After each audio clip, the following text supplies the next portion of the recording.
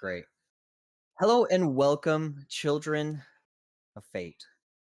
It's been a good while, little over a month since our last episode of this crazy adventure of a session.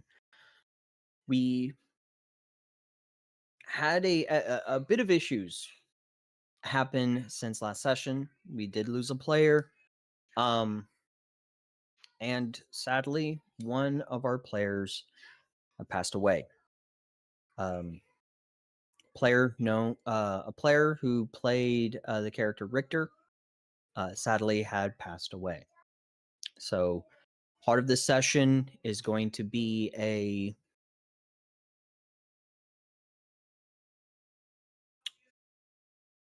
a farewell to his character and remembrance of WolfBane as a person and a great friend that he was.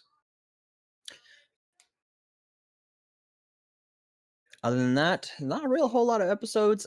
Fingers are definitely crossed that we are going to be able to introduce two new characters in today's today's session for the campaign. They are very eager to get on and play with us, and I myself, after seeing their characters, I'm very excited to see what they have going for it. And hopefully they have what it takes to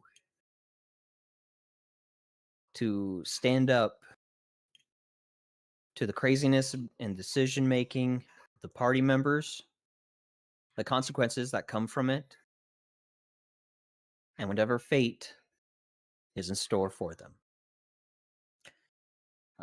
Word of caution to listeners out there. There is going to be a bit of a retcon in today's session due to the farewell of one of our players who is unable to remain in the campaign. So we are definitely saying bye to Ravenna, and we all hope that Ravenna, or the player who controls Ravenna, continues to experience wonderful games and continues to have a blast within those. But Ravenna will no longer be in the party. So we're going to be doing a bit of a retcon, just a small bit of a retcon on the potential run over of the Jarl, due to the fact that Hroth had decided to hand over, stupidly, the reins to Ravenna. So we are going to be retconning that to where Hroth did not do that. The cart did not get lost control of, and the party is able to arrive safely in front of the two Jarls before all hell breaks loose. And with that, we will get into the session and introduce our characters. Cameraman, if you can swap, please.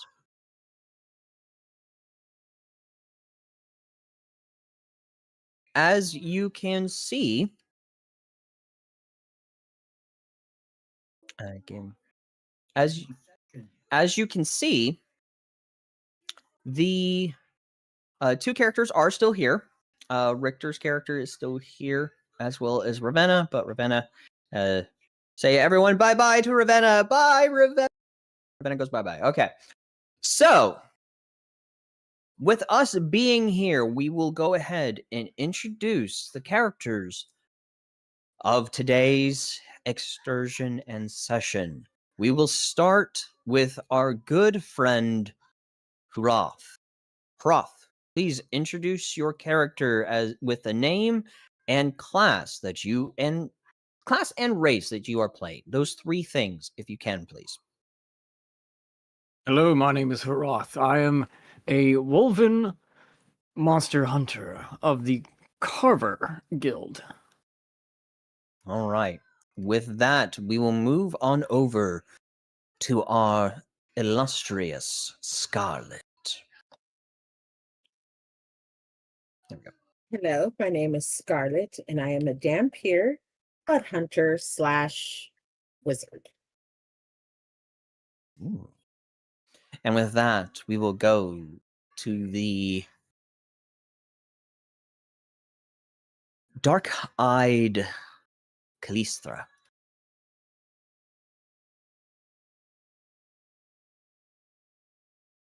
Go ahead, unmute Callistra so you can introduce your character by name, class, and species. I'm sitting here talking to myself. I apologize. I play Callistra the Hollow. She is a Kender Artificer Wizard. All right. And with that, we will go to the deadly Mara. Hello, I'm Mara, and I am a changeling Street Fighter monk. And last, we will go to the deadly Mac.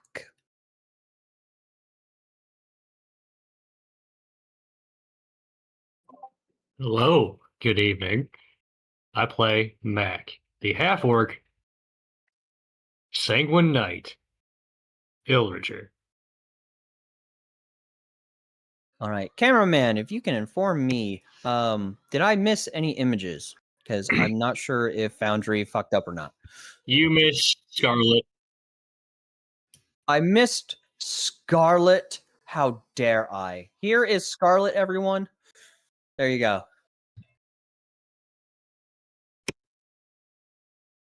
All right. And with introductions aside, let us go ahead and continue where we left off in this new adventure of ours.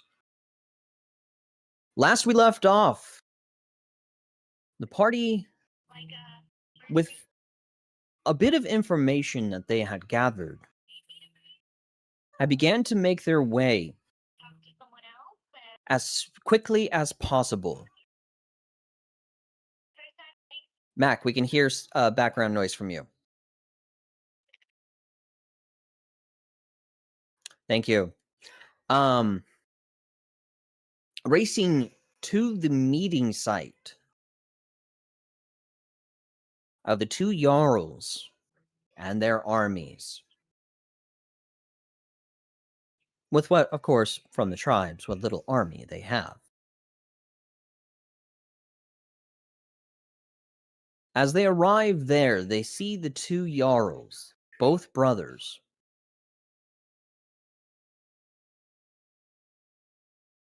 in a heated argument. Their soldiers behind them ready to tear into each other, to rip each other apart. Hroth, the Wolven driving the cart, was successfully able to park the cart right in between the two Jarls, stunning them within their argument. As the cart opens up, the party is able to get out and face both Jarl Grognak of the Alpha tribe, where they first got their mission from, to locate the horn, as well as stunning Jarl Moldrick of the Omega tribe, brother to Jarl Grognak, in the hopes of diffusing the situation and hopefully finally figuring out where the horn is and who exactly took it. Mind you, the information that you had gathered was from the... I have the name...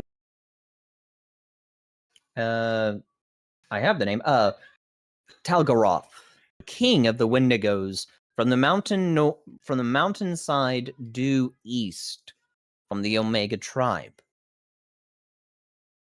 That a strange man who traded in a purple opal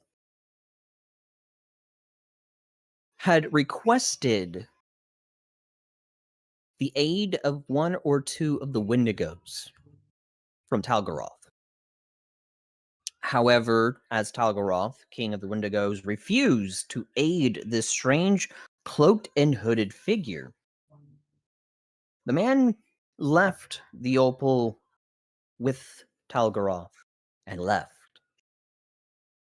Thus, the party was able to also locate and acquire their new ally, Calistra, who had bursted forth from this purple opal and became free.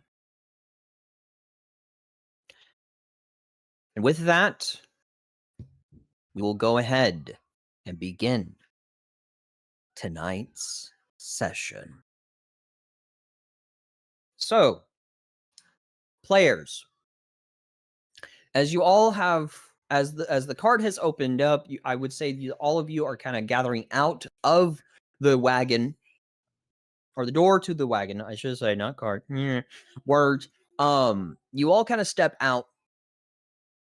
Heroth, you can kind of jump from the driver's seat if you want. Or you can remain there and keep picking fleas out of your fur.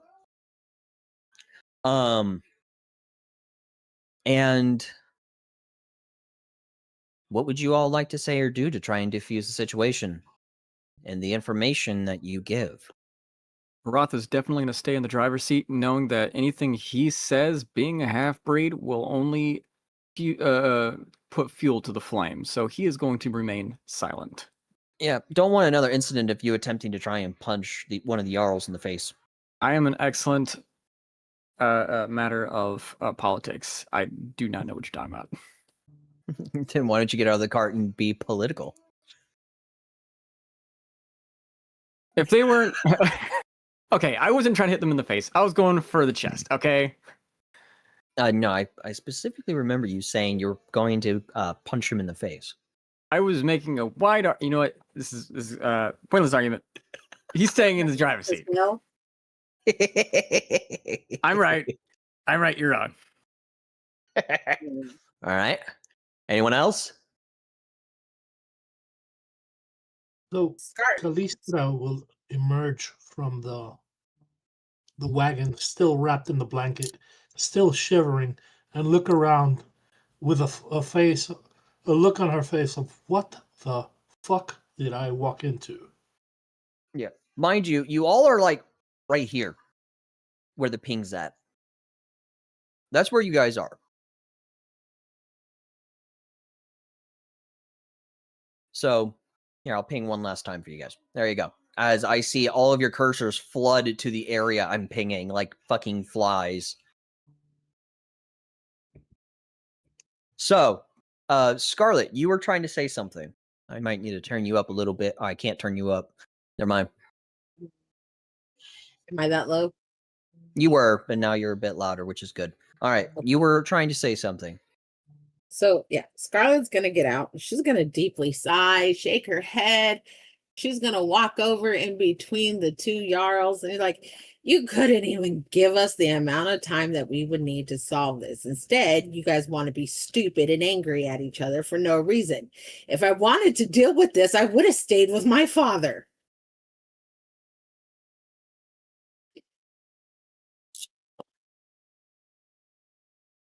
Calistra will tilt her head, look up at Scarlet, and look at the two obvious alphas here, and say, wait, they're related?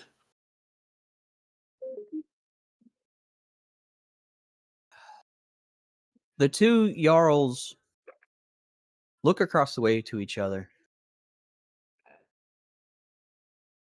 And then back at you, Scarlet. Scarlet, Oh, dear Lord, here we go.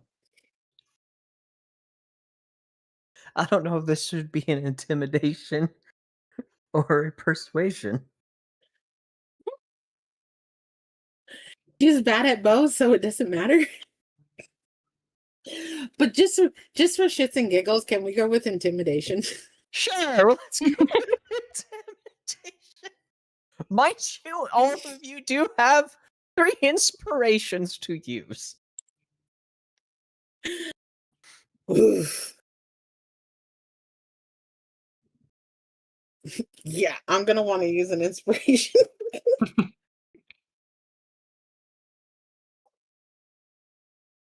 You're gonna want to use an inspiration. That's a 10. Yeah. That might be wise. Hold on a second here, because I do need to update the inspirations here. So give me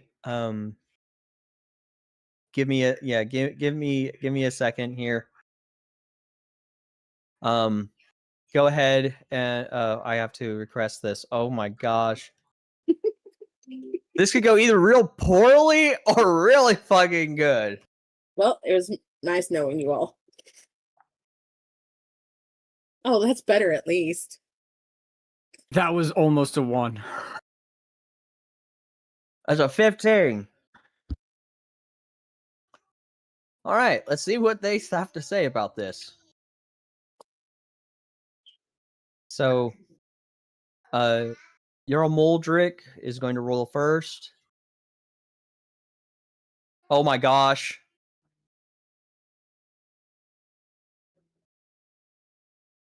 Earl Grognock is going to roll as well. He's a little bit of a higher. Oh my. Does This it is either work? really good for us or really bad for us. There is no in Can't be between. any worse than the other one trying to punch him in the face. Who would do that? Well, let's just say Moldrick rolled a 19 Oh dear Lord. and Grognock rolled a 23. Yep. It was nice knowing you all.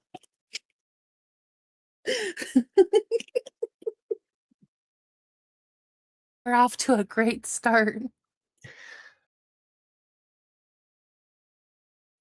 So, give me 1 second here. They sewed it in. I'll answer that in a moment. Actually, you know what? There.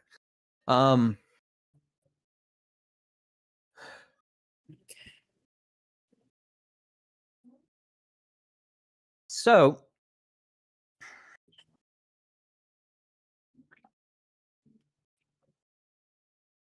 Mm-hmm. they don't look intimidated at all. Oh, of course not.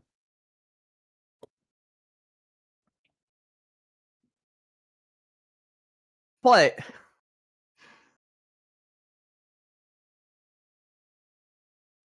as Moldrick looks to you with like continue growing anger and rage, like he's about to just not bother with his weapon. He is just going to go ahead and rip your head off.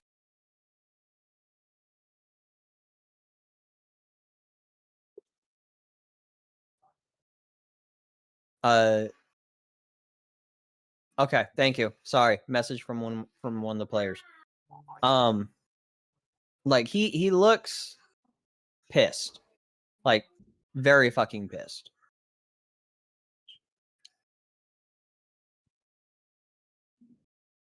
Grognock, on the other hand,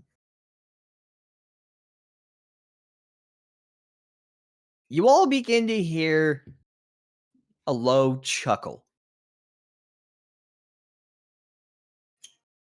coming from Grognock.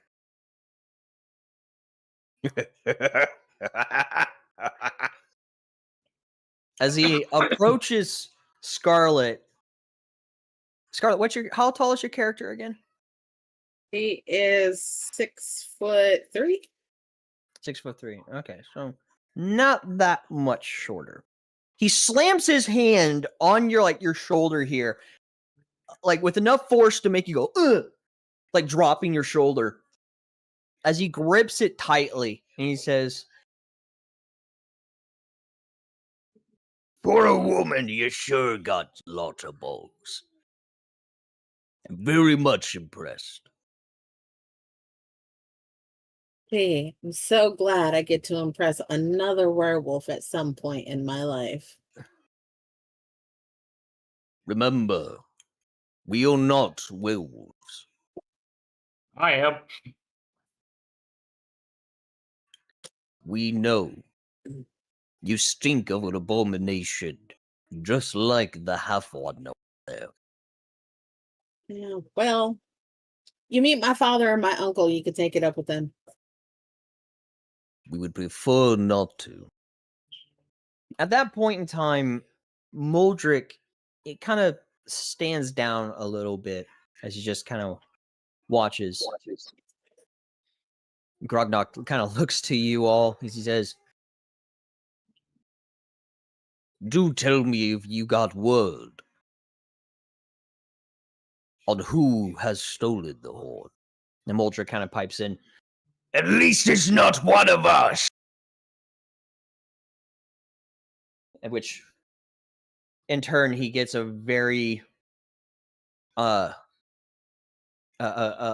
warning glare from Grognak. In the sense of, shut the fuck up, brother. To which he looks back to all of you, waiting for an answer. By the way, my character has the wrong weapon. I changed it to the razor tooth. Okay, give me a second here. I will adjust. It was a Wendigo.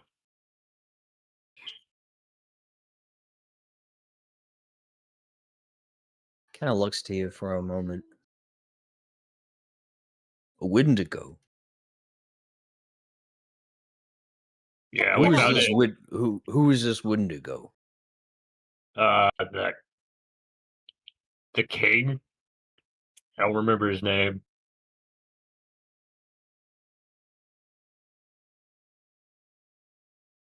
Give me a second here.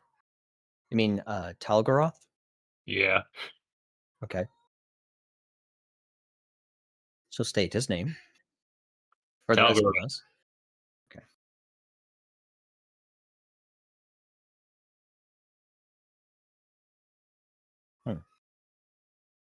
I'm gonna have to add that. I'm gonna have to add that in a little bit, Haroth.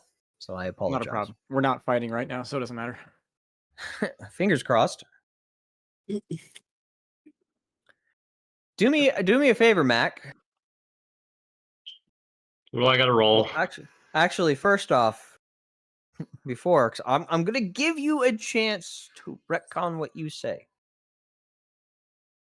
because I did state that when you all had visited the Wendigo cave and killed the Alpha Wendigo, you all had an audience with Talgaroth,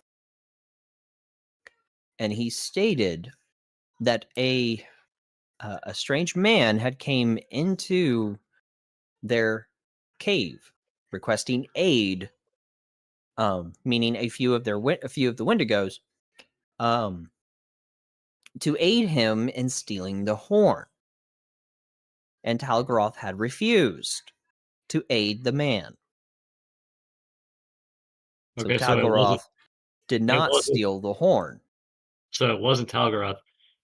No. So I'm giving you a chance. Okay, to I would retcon. like to retcon. I would like to retcon. I want to give you the benefit of the doubt that you didn't hear me, and maybe you forgot. I would So like to wanna give you retcon that. So instead, what Max says is we spoke with the Wendigo King. He said that a hooded man, a hooded figure, approached him and requested aid. Requested him to lend 2 of his Wendigos to go help steal the horn. The Wendigo King refused.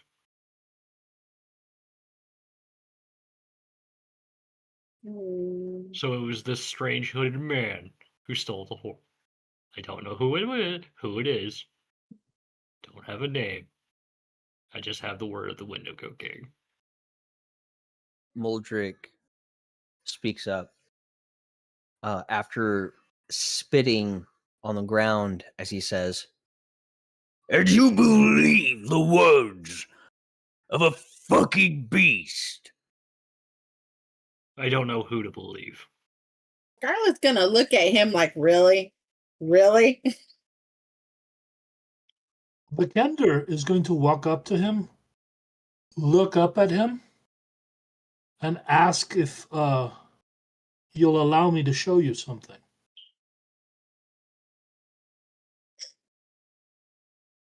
Make for me. Give me a second here. Let me refresh my foundry real quick, okay?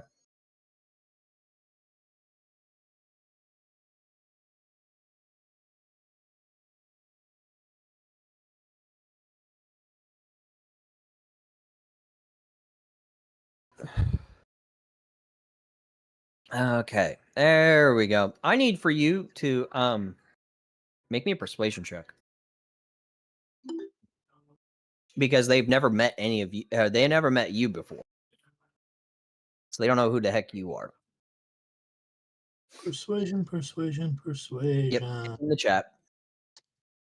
Do you mind if I use or do you want it on Foundry? It's on Foundry.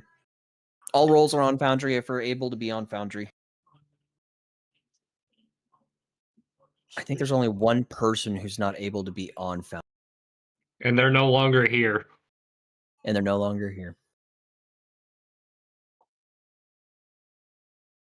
A 17 plus 3. So a dirty 20. Okay. Let me see something real quick here. You're a Kendar. You're small. You're 3'6".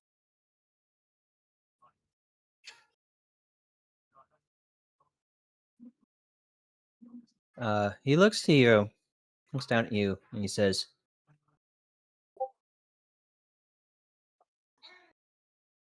"Sure. Go ahead and show me what you want, little bird." So she is going to very carefully reach into her bag, and then she's going to say, "Don't be frightened by this." Give me just a second.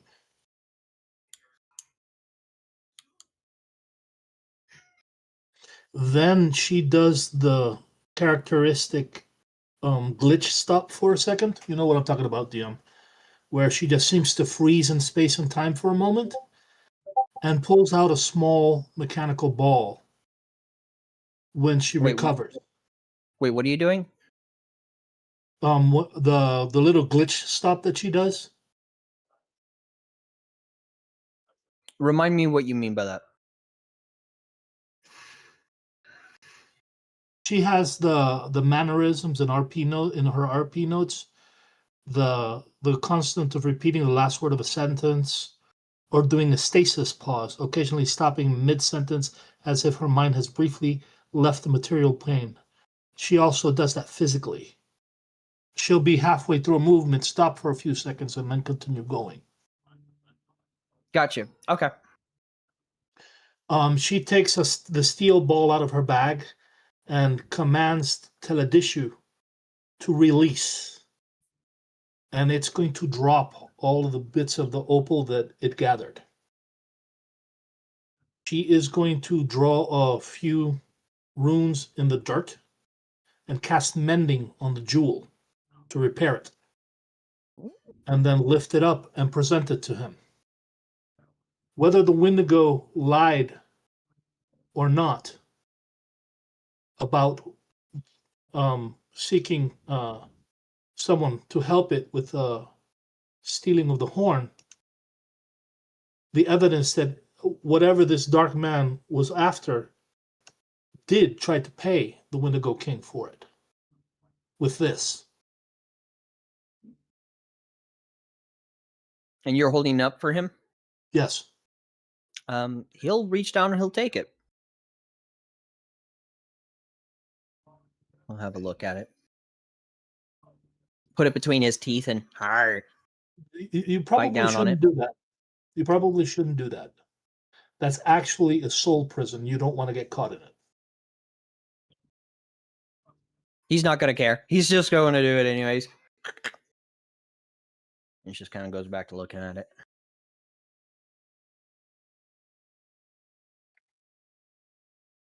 And he just drops it down in front of you.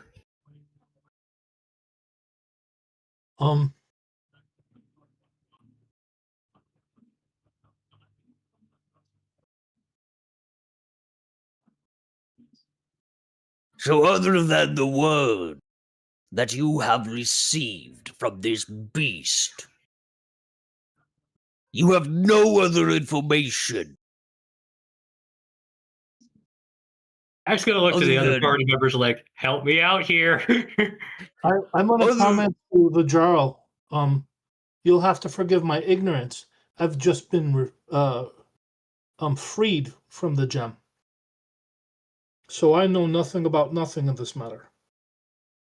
If you know nothing, then silence.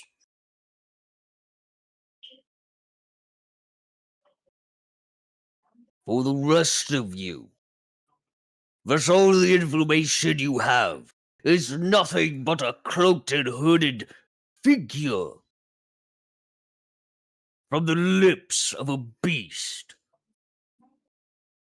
Yo, Grognock will kind of raise his hand to his brother, and he'll say,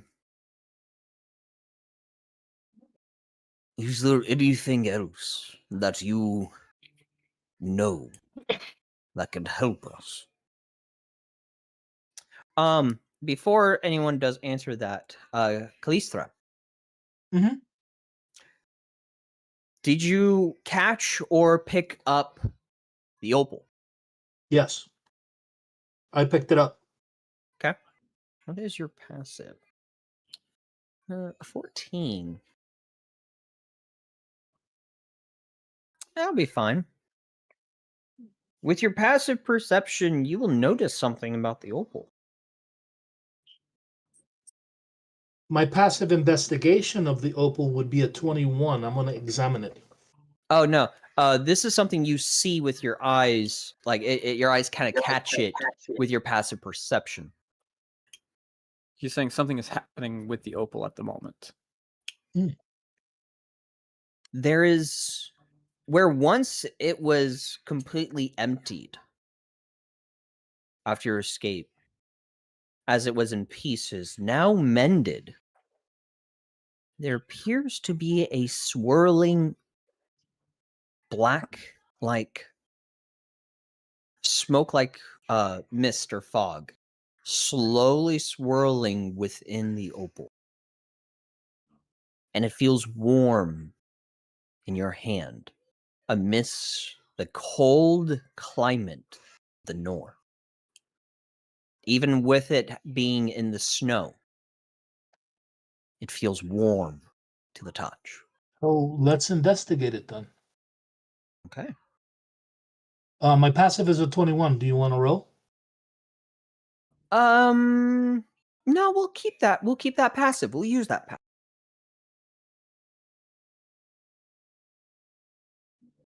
It Using my appears. understanding of the artifice arts, Mhm. is it holding another soul? It appears that it is holding something else within. Something from the void. Gentlefolk, excuse me. Perhaps I should set this away from everybody else. It's becoming active again.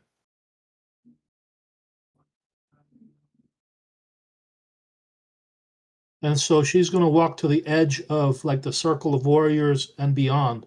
She's going to presume that they're going to get out of the way, that they have some sense to get out of the way, let her pass. And put it some 30 or so feet away from everyone else and watch it from a distance. And you're going to return back to the party? No, I'm actually going to stay at the edge. You know, I don't want to leave the stone. I just want to stay at least 30 feet away from it. Okay. So while you are there, Jarl Grognock had asked you all a question. He had asked if there was anything else that you had any other information that you had gathered, whether it was from the Wendigo tribe or any throughout your travels and investigating. Roth is going to step forward. May I have permission to speak? You may, yes. I have an idea. We have been given a description. Jarl Muldrick kind of just rolls his eyes. Oh, great! The dog has an idea. If there is someone amongst any of the many people here who can scry, we can use the stone and the information that we are looking for to possibly pinpoint or find the figure, and with luck, possibly with the horn. Good. I like that. Muldrick definitely has a shocked look on his face from when he first met you, this fucking idiot that tried to punch him in the face. All of a sudden, this dog, this lowly hybrid scum, has a great idea. Like, he's completely baffled by this. Grognok, on the other hand, just kind of gives a nod, impressed by your idea, impressed by your thought process. I'm gonna turn As he looks to said, yeah, I was like, and if a dog can think of that, what does that say about you? Ouch! Can we not start World War This III? motherfucker wants to get his ass kicked. That's the comment from the Nintendo. All the way at the edge of the whole circle, she's going to make that comment. This motherfucker just wants to get his ass kicked. All due respect. No. He's trying to get us all killed. No, if anybody, it'd just be me dying, not anybody else. His fist will tighten on his great axe.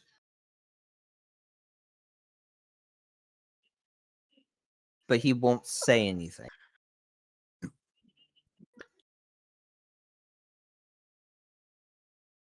But Grognok will kind of look to the party and he'll say, does anyone here have the magic capabilities to scry?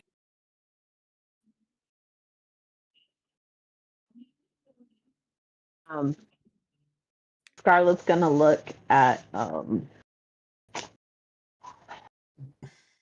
bad with name, the first alpha we met. Grognok. Yeah. She's gonna look at Jarl Grognok and she's like, I can't, because I doubt that thing has anything with blood on it. But what about your shaman?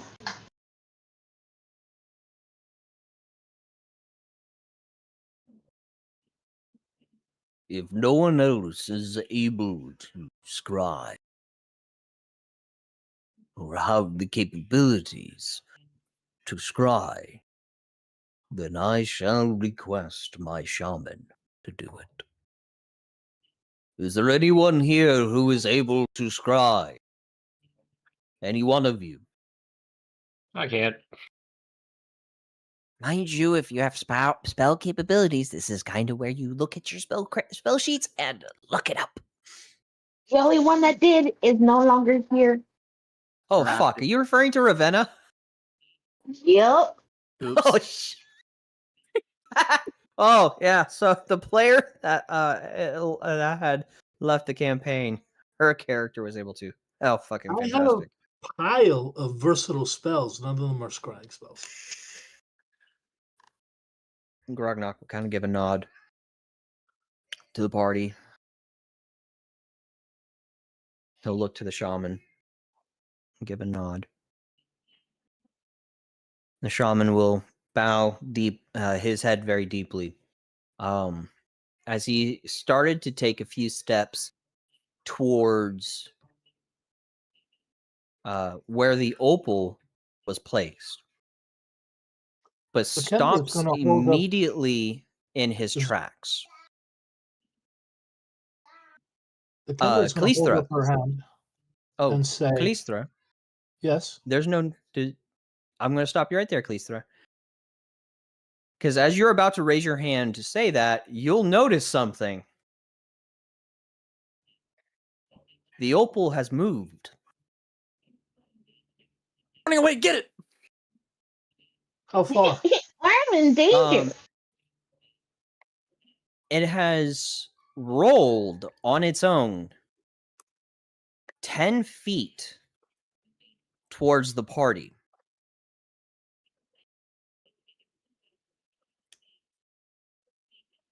Do you approach it?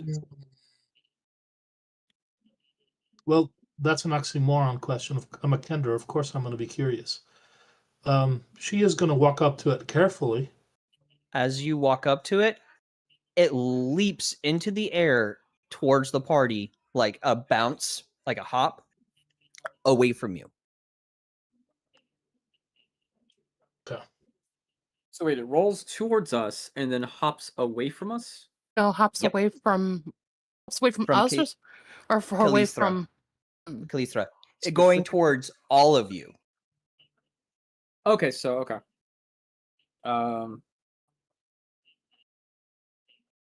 Or DM, I would like to cast a spell. What spell would you like to cast?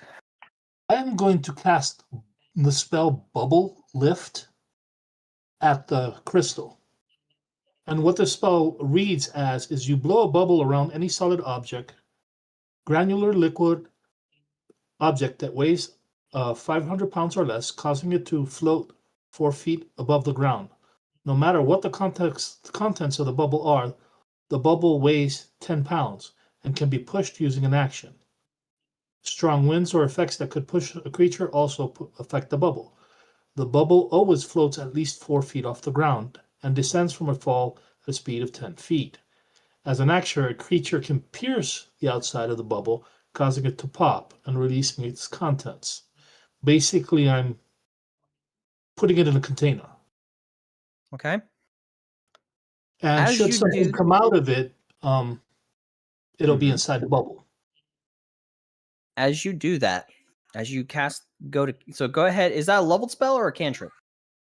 That is actually a leveled spell. So go ahead and cast that spell. Use your spell slot.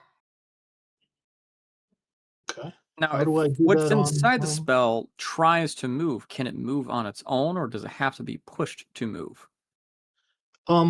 The only way whatever is inside anymore can be affected is if you pierce the bubble from the outside.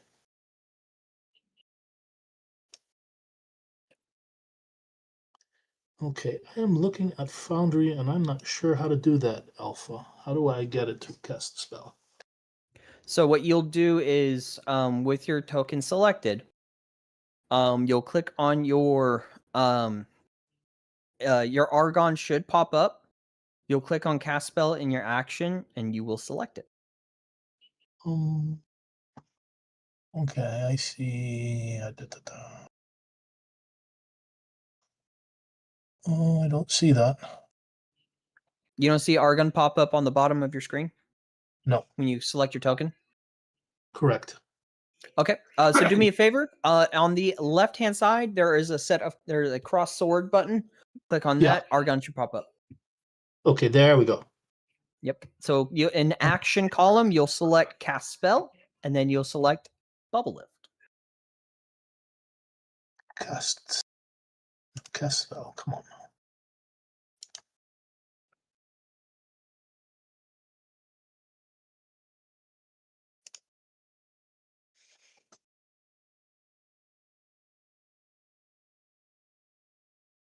It is not letting me choose the right spell.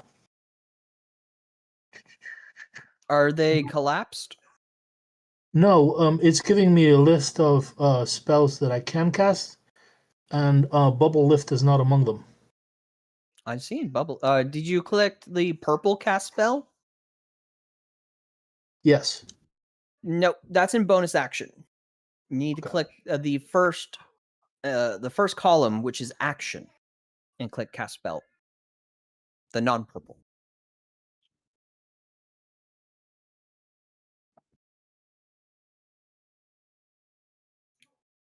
Your Argon should be broken up into 4 sections. One that says action, one that says bonus action, one that says reaction, and one that says special. Okay. Okay, it is not giving me what I need here. Are you able to share your screen real quick for me, please? I can assist better that way. Give us a moment, audience. My children of fate, as I assist the player here.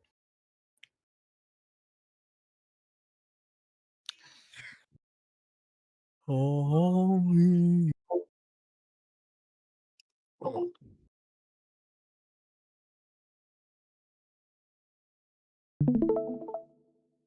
There we go. All right. So, you see in the first column where it's on the bottom of the first column, it says action. Yep. Your cursor just went over. Yep, that column. Click on that cast spell. There's your here we bubble go. lift. Yep, that's your action column. Let's see. Bubble lift is your first level spell. That's your cantrips. Cast spell. There you go. Excellent. Thank you. So as you go to cast that spell, the bubble kind of begins, or the bubble begins to encase the opal, and then the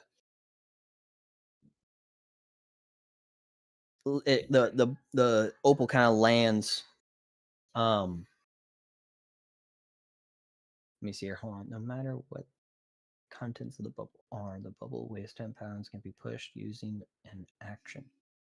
Strong winds or effects that would push creature also push the bubble. Bubble always floats at least 4 feet off the ground and descends from a fall speed of 10 feet per round.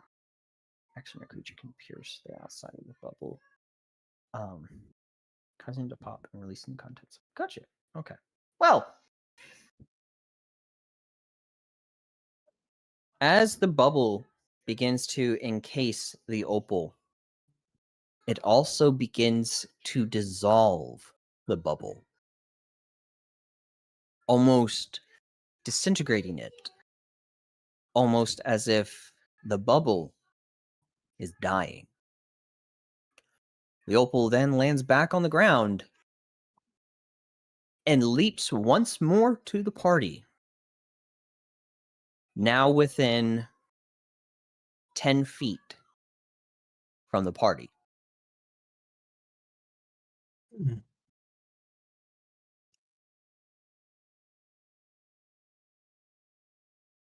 Is at this point in time, I'm assuming, Calistro, you are drawing closer to this opal, correct? At this point in time, I've kind of realized that it ate my spell, probably to did. power itself. I would like to make an arcane check, if I may. You are. see if I- I will. Go ahead. To see if I understand how to get it to release whatever's inside. Sure. Ain't nothing wrong with releasing whatever potential horrors are within this thing. Calistro over here is trying to unleash darkness on everyone. Right? I mean, it's, No, I just want to figure out if smoky I and know all how of to that, shut it but- off. How's that? Natural 20 for a total of 31. So, DM, if I know how to turn it on, I know how to shut it off as well, correct? No. You will know with a natural 20.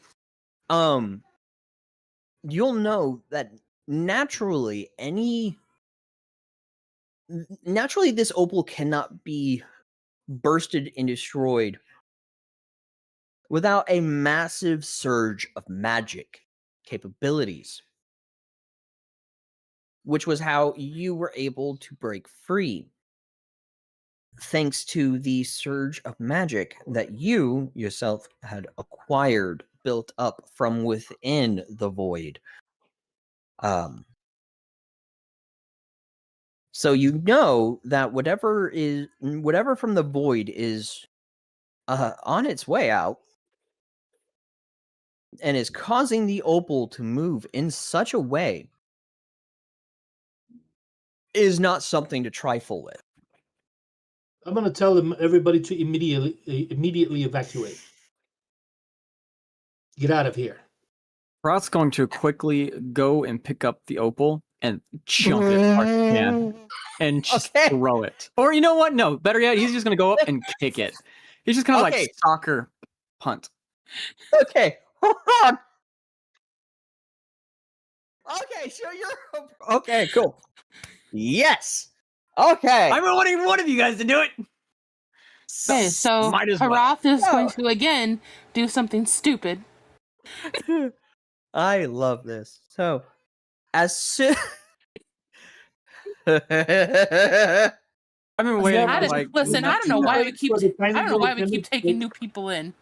I was standing by. I was like, okay, I don't want to do this, but nobody's doing anything with this now, so I got to do something. Is it That's too late fine, no. for the camera to find shelter to take behind? yes, This because there is no shelter to take behind close. Yeah, this is. to. We are in. What are you talking about? There's a snowy bunch of plain. wolf dudes that are 3 times my size.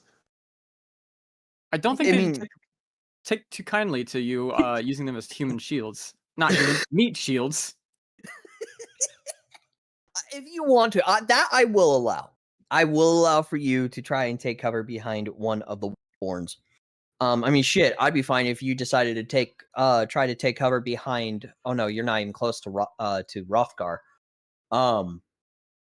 So you couldn't get behind him. But with one of the Wolfborn soldiers or warriors, I will allow for you to get behind.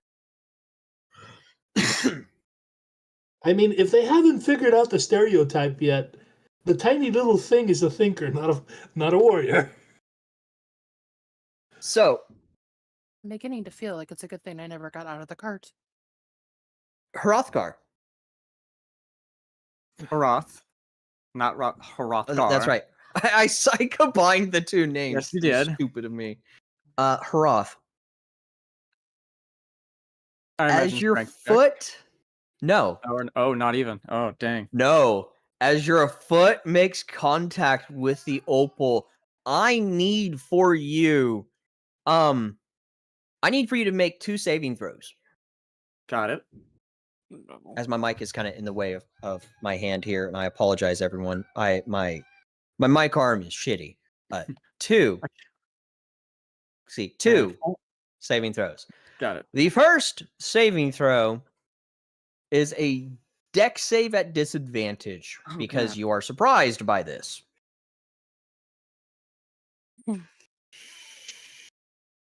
Oh, great. Awesome. Nat 1. That is, in fact, a natural 1. I'm gonna say this can only go well for you. Of course. Man, if only somebody had a hammer, I could have just like croquet it. That would cause the same thing. Oh, so with that natural 1, depending on this con save,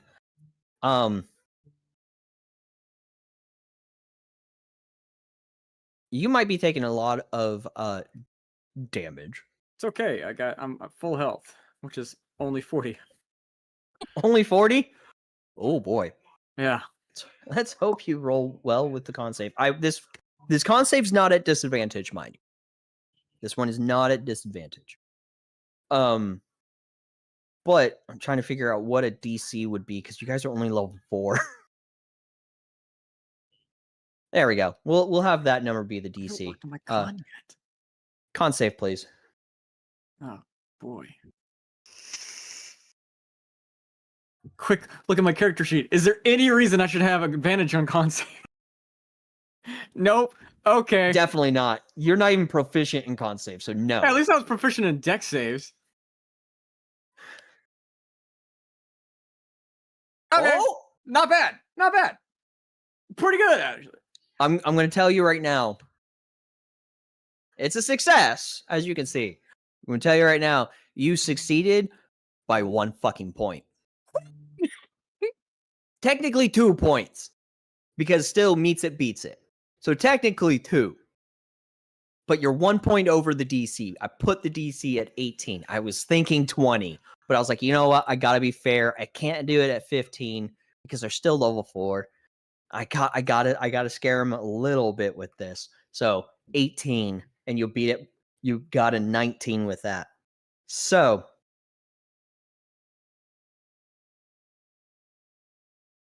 you're still taking double dice, but the Dice?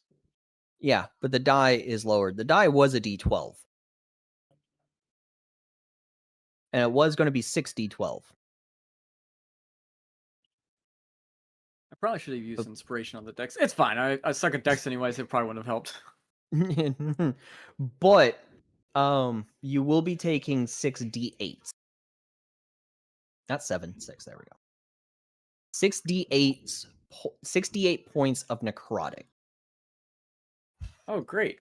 You take 33 points of necrotic. You're not even resisting necrotic. So No, I'm not. 33 But- points of necrotic, as you all see. Up. As soon as Hroth's foot, the tip of his foot, touches the opal, he is immediately blasted away with this massive necrotic cloud of explosion. I need to deal this damage to you. Boom. Hroth, he's almost dead. Yeah, he's at 7 HP. Hroth, you land on your back, kind of sliding and impacting the cart with your back in the head. As standing before you all, as the necrotic smoke clears, you all see this figure standing before you all. Awesome. I love that for us. Well, I also need from everyone, Kalisra, because you are hiding behind one of the Wolfborns. This is at advantage for you. Is it advantage for me too because I'm prone? No, Dang it. no, you've already gotten impacted. Oh, okay. But everyone else, let's see here. You don't need to worry. Yes, yes, yes, and yes. Okay, so there's just 4 of you. Dex saves, please. Wait, do I need to? Because I'm technically still in the cart. Oh, that's right. You are in the cart. Yes, at advantage. Because Okay. this will also impact the cart. How do I do it with advantage? As soon as you Oh, click the no. die, as soon as you click the That's die, 11. as soon as you click the die, a screen should pop up asking advantage, normal, Okay. or disadvantage. You'll just click advantage. Right, 27. Okay. Kalisra, you can go ahead also roll with advantage. Scarlet, normal roll for you.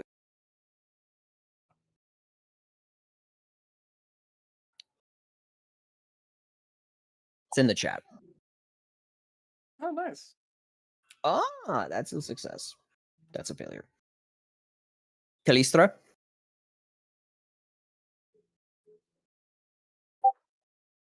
Oh, quick AFK. Back. Pup need a potty. Okay. If you can for me, Kalistra, roll a dex save with advantage because you are using a Wolfborn as a human shield. Or meat shield, have you?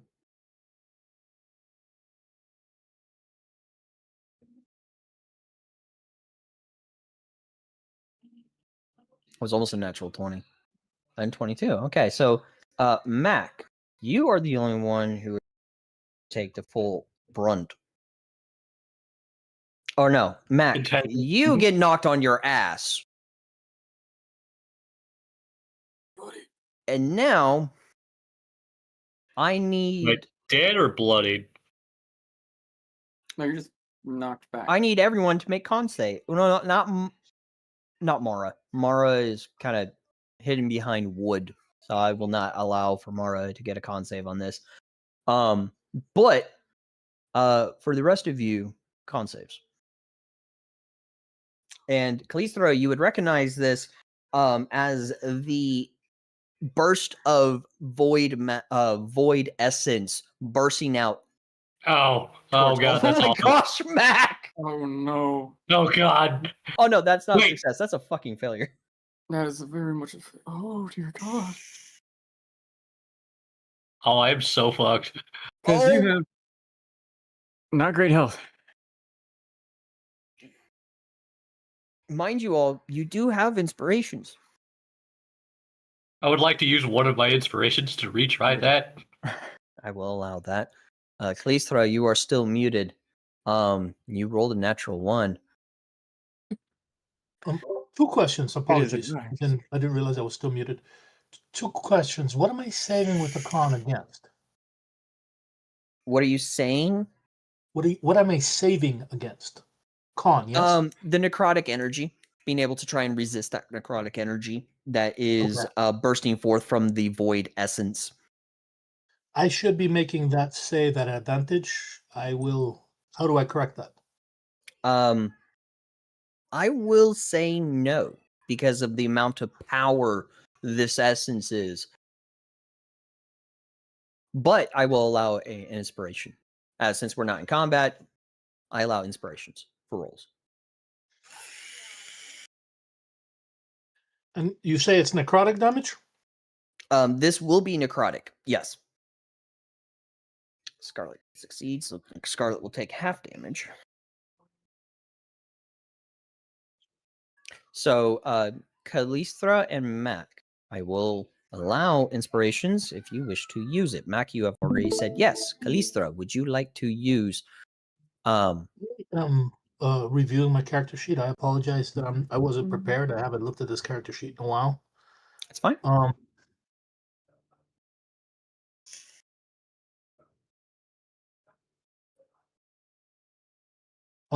Here's what I'm reading, DM. The stage 1 boon says that I have resistance to necrotic damage off the gate. Okay. If I do incorporeal movement as an action instead of making the saving throw, I have resistance to all damages except force. Okay, never mind. So I would like to use that inspiration point and make another con save. Okay. But letting me know about the resistance does help. If you do succeed in this saving throw, you would get not only resistance, initial resistance from the necrotic, but also resistance from saving if you are successful in saving. Also, I make all of my constitution saves because of the boon at advantage. Let me see here. Or is it from the boon? I'm looking at my character sheet on D&D Beyond, and it says yes that I have advantage on con saves. I don't know where I got it. Let me see. La la la la la la.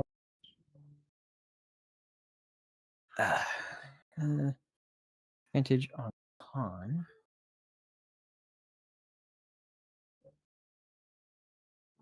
Advantage to avoid the frightened condition on yourself. Advantage on con. Let me look here. Dun, dun, dun, dun, dun, dun.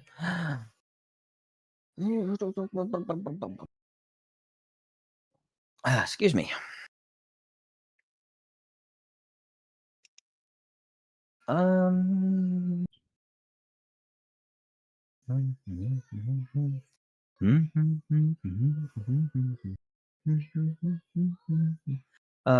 in the corporeal form, move through solid objects at your full speed, take 1d10 force damage.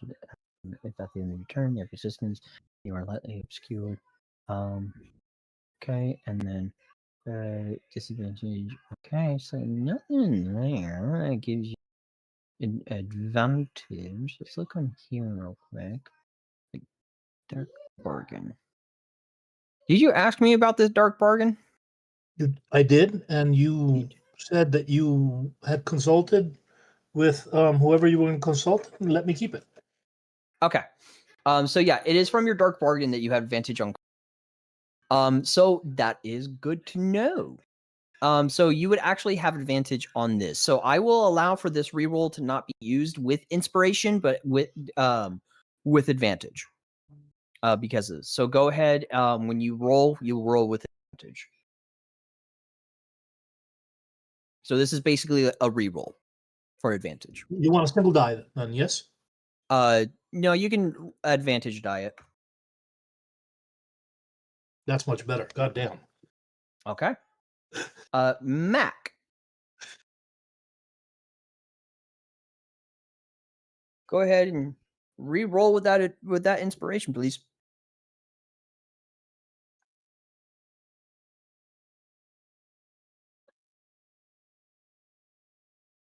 Mac. I think Mac is frozen in fear. The Kender is going to look at that shadow thing, recognize what it is, and just say, "Oh, we're so fucked." Actually,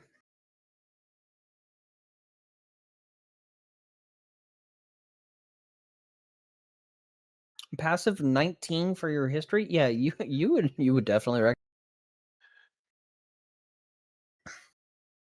I will actually DM you who this is.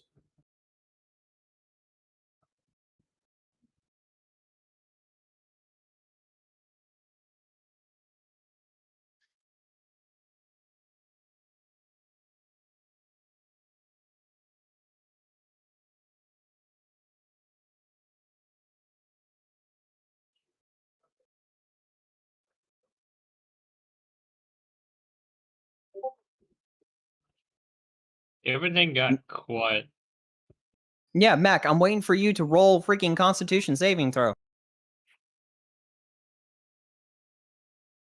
Thank you. That's a Yeah, well, fuck, I'm just gonna take it. that's a definite failure still. Callisto. Oh, sweet. Okay. Above the board question, Alpha. Uh-huh. Isn't he one of the guys who is like one of the right hands for what's the name of that motherfucker? The Tenebris Innominandum?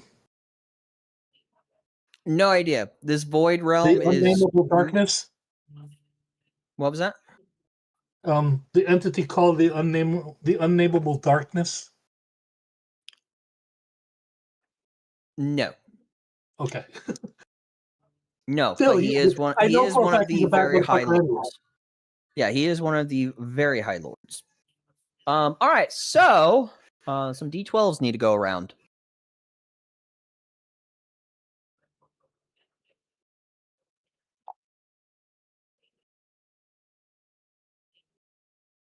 All right. Scarlet. You're going to take 10 necrotic. Ouch. Mac. I'm gonna die. You're taking 21 necrotic. Oh, I call hacks. And Callistra. You're gonna take 5 necrotic. Wow, you guys suck. And the only reason why you take 5 is not only did you succeed, but you also have resistance. So you resisted the resistance, basically.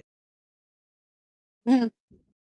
The shadowy figure will look to all 1, 2, 3, 4. All 4 of you, because your 5th member is still hiding out in the cart. She was smart. Because she was smart. Mara, as the cart is like tumble, like heavily shaken. Mhm. You kind of smack the back of your head a little bit on the wall of the. You're just going to take a total of 4 bludgeoning.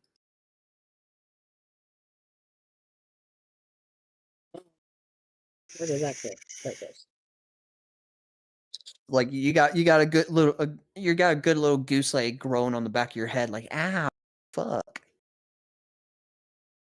Okay. A few of the wolfborns that were among the others that were knocked down. See here, there are probably a total of, not counting the Jarls, probably a total of 20 wolfborns, 12 of which are not getting up. Ooh, The Jarls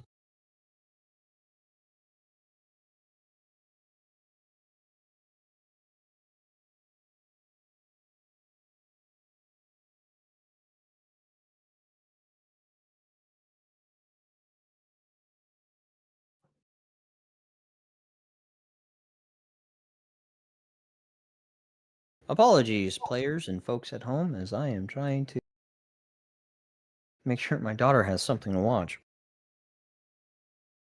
If you have heard her in the background, I do apologize for the things that I'm saying. Half apologize. But the two Jarls are slowly struggling to rise. Having suffered a great deal from this necrotic energy. Mara, Mhm. feeling this massive jolt to the cart, do you decide to poke your head out? Yeah. As you poke your head out, you will see this shadowy figure and 12 of the wolfborns, 6 on each side, laying unmoving and dead. Black ooze, and Kalistha, you would recognize this. Black ooze is draining from their ears, nose, and eyes. This is something all of you will also notice. Mara's just gonna kind of look at everybody and kind of shake her head and say, "What did you guys fuck up this time?"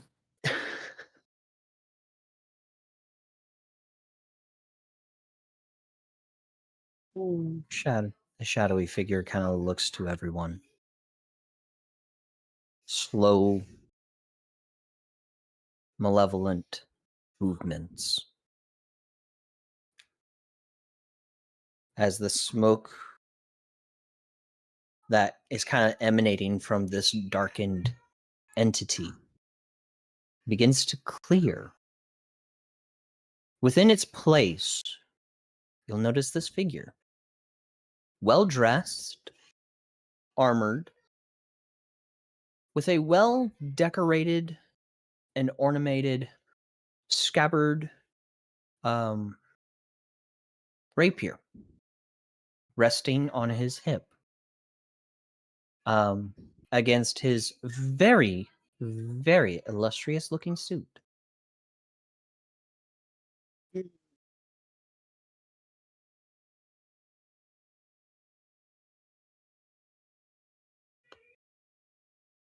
does he look familiar?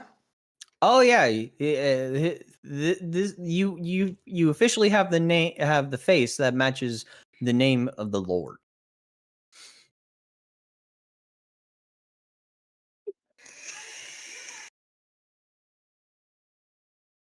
Unfortunately, being fearless, the Kender is going to probably say something stupid. And it goes something like this. Well, well, well, my lord, what do I owe the pleasure? Certainly not for you, little. I see you finally escaped your little prison. How disappointing. And yet how it means that I myself have a chance to hunt for you. But only in due time.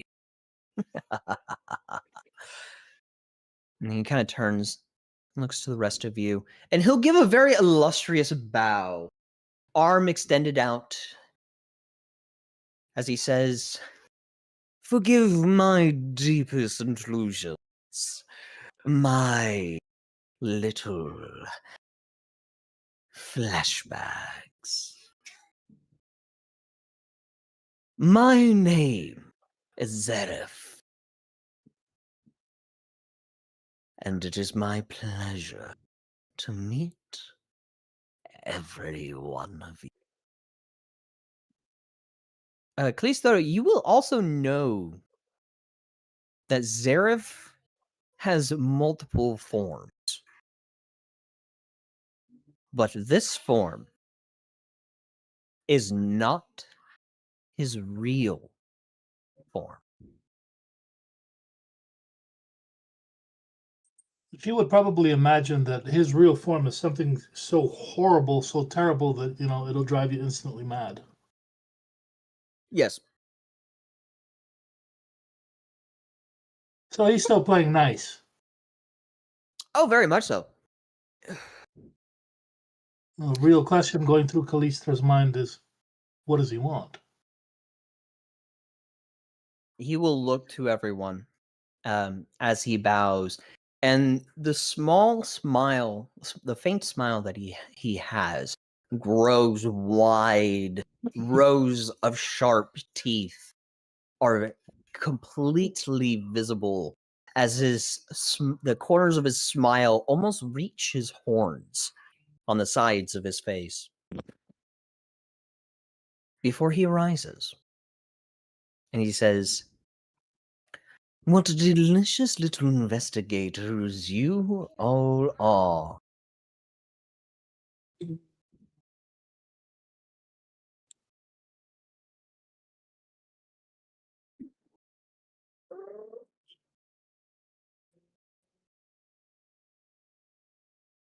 Hello, Grimnid.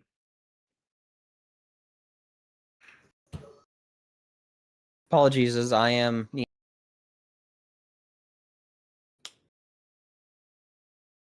right there. Stay right there. I'll hand it to you. Stay right there, okay?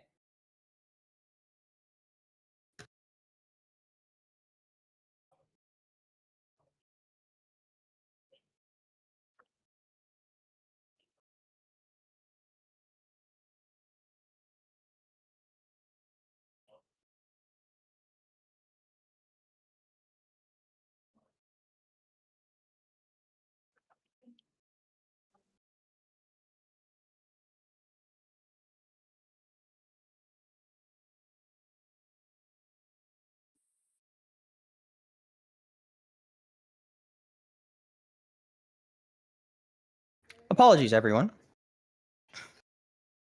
So, where was I before I was distracted by? He was smiling and generally carrying on like a prick. Oh, yeah.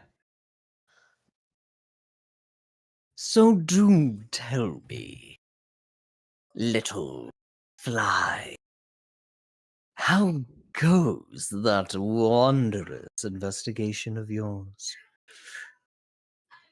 Make any intriguing conclusions? Make any exciting discoveries? I'm dying to know.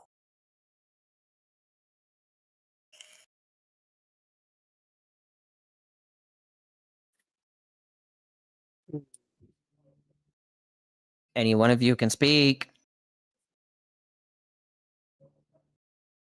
I thought he In wasn't all talking to honesty, anybody my but character the. knows nothing. He's speaking to all of you. Oh, Bet you would like to know. My dear Dampier, always striving to get further from Daddy's little shadow. I like to cast Mind Sliver on his ass.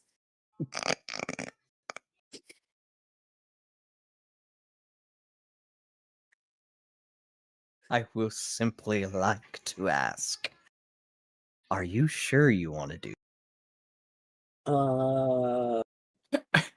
No. Last time he asked that, someone was trying to punch a Jarl for some reason. Wow. I know. Some loser.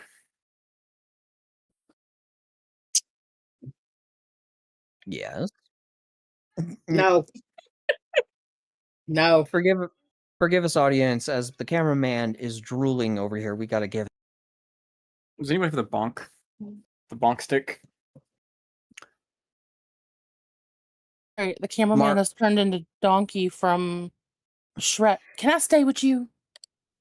Yeah, Can I that stay sounds with about you, right. please? So, Scarlet, Mm-hmm. you have. I don't do it often, and it is completely your choice. Are you sure you want to do that? It is your choice if you really do. I will not stop you. But I at least have to ask. Mm-hmm.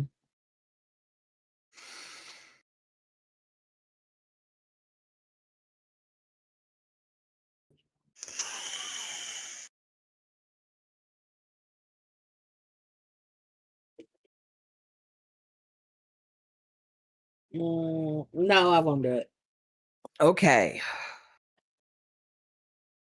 You kind of you kind of start to begin the process of mind sliver, and then catch yourself and stop yourself. You just simply hear a wise decision, little Dampier. Wouldn't want to That's it. have the death of a friend on your hands. That may not be pleasant for you, but we ever so be.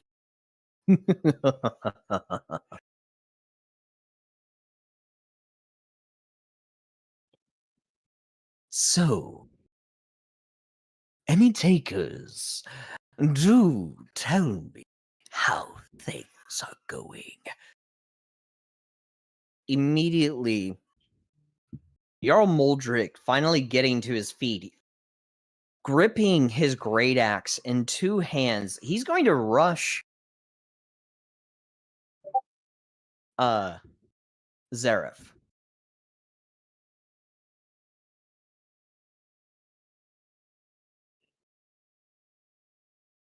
And all Zareth does is snap his fingers.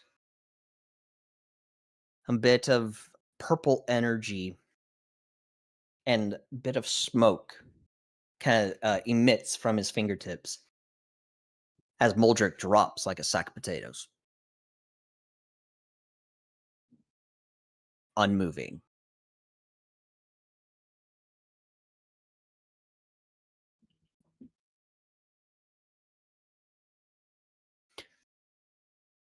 Anyone else? Come now, don't be shy. DM, Yes? I would like to take an action. What is your action? Since Moldrick dropped immediately, I want to try spare the dying on him.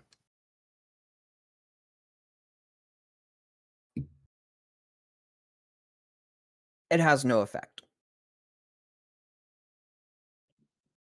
I tried. You tried.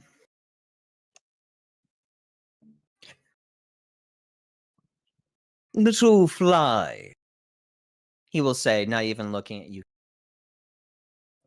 Do be a dear and join your friends' voices. There's no need to cower behind dead corpses anymore. You are not within the void just yet. I'm sorry, DM. Half of your message broke up. Can you repeat? Ah, damn, Mike! He says, Dear little fly, do go and join your friends There is no need to hide behind dead corpses anymore. You are not within the void. Yet.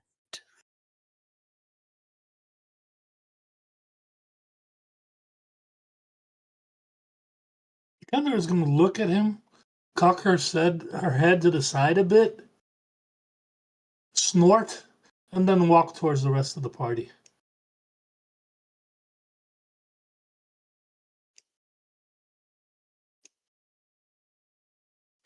Now let's see if I understand what I see. We have here a woman who wishes to escape her heritage. Another who has escaped her prison. A failed monster hunter. A vampire who is a failure to his infernal lord.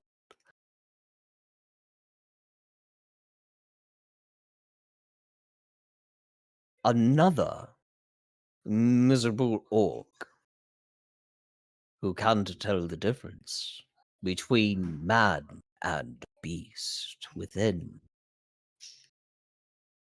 And a poor, pitiful, lonely changeling whose very essence is to lie about who she really is. A strange band of individuals, such lovely dreams you all possess.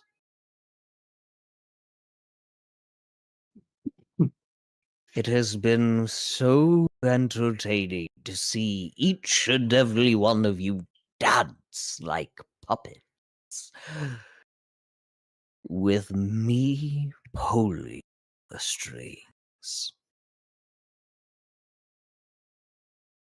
Question: does he sense my connection to the archdemon? Yes. So he knows that he's not technically not the one pulling my strings, it's the archdemon. Oh, he's not indicating as if the master you serve. Oh, no. The pulling of the strings indicating you all dancing around trying to do investigation.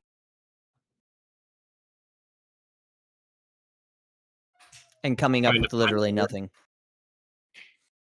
Roth kind of like sitting up because he's still on the ground. Roth kind of sitting up, coughing a little bit, kind of spit up some blood. Give me while I'm down. I understand. I get it. Yeah. Oh, well, one's only a failure if he gives up, if he quits. But the only question I have for you is what need for you for a horn? What was that last part? What need for you for a horn?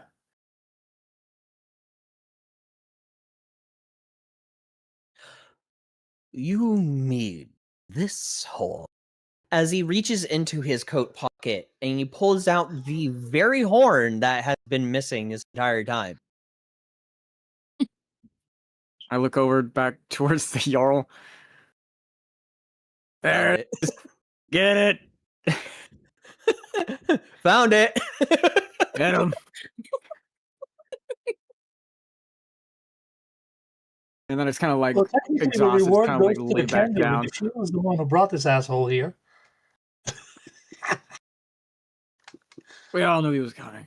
Oh god. Kind of lays back down. As you are coughing up blood, you'll notice your blood is not red. It is pitch tar black. It's not blood, it's ichor. Yeah, I it's don't know like what organ he it's got. thicker.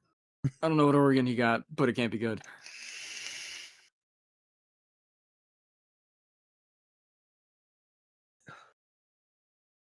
You know, it was so easy to steal this and to pit the two brothers against one another.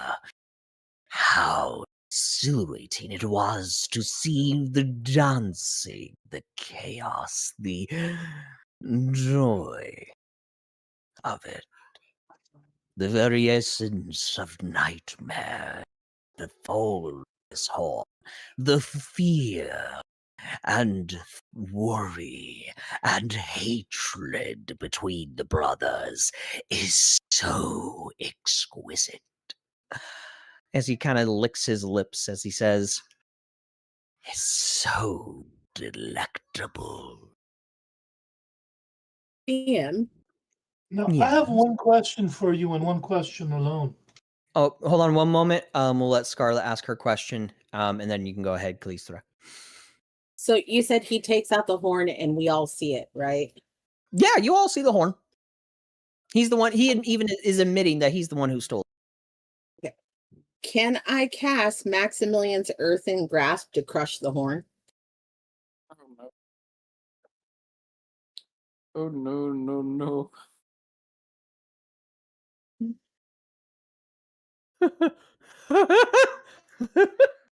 Um, I mean, to be fair, they might want it destroyed instead of in the hands of them, so it's not like a horrible idea, I guess. Scarlet has her reasons, and she will explain this to the Jarls later.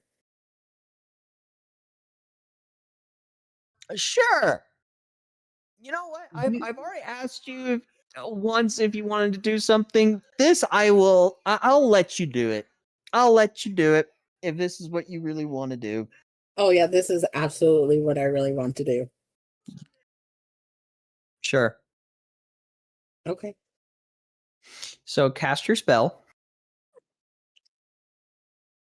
Boundary. Oh, I gotta find it.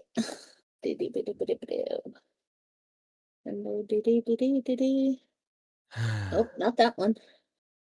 Why is it I can never find what I'm looking for? Nope, not there. It's in my spells. I would hope it's in your spells.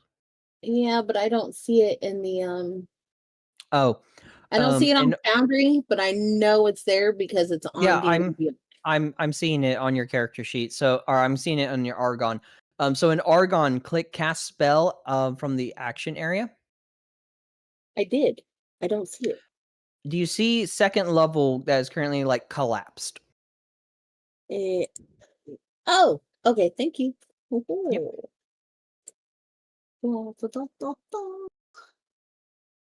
Ooh. Okay. All right. Choose a 5-foot square unoccupied a 5-foot my square unoccupied space on the ground that you can see within range. A medium hand made of compacted soil rises there and reaches for one creature you can see within 5 feet of it. The target must make a strength saving throw. On a failed save, the target takes 2d6 bludgeoning damage and is restrained by the spell's duration. As an action, you can cause the hand to crush the restrained target. Okay. Well, it's an object. So it can't really make a strength save.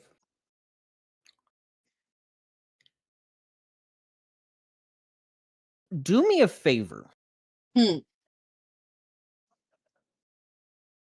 Make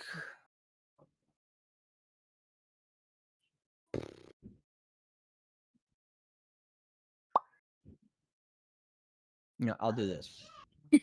Since you are grabbing it and crushing it, so initially you're doing both things, which I'm allowing.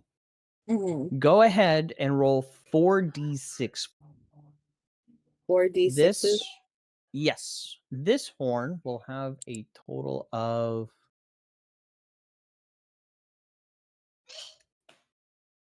we'll say that.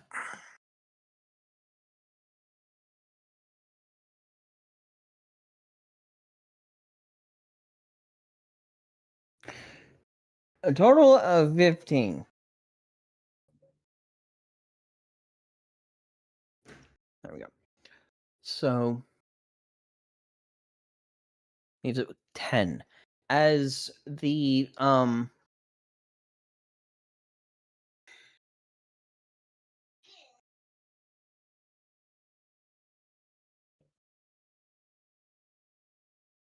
is your earthen grasp? Mm-hmm. Because you haven't crushed this thing completely. Are you still holding on to it with earthen grasp? Yes.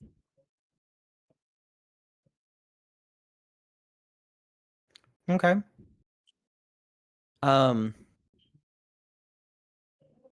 Zareth will kind of look down at this compacted, soiled hand. He'll give a chuckle. And he will let go of the horn.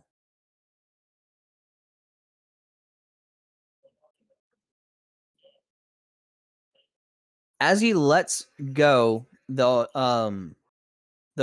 horn is still grasped within your spell.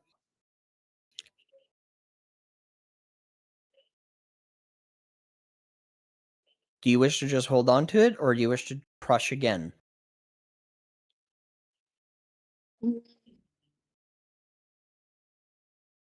Like, how crushed is it at this point? Right now you can't see because it is in the grasp of your spell. So you can't really tell how crushed it is. Go sit. I would say I let it go.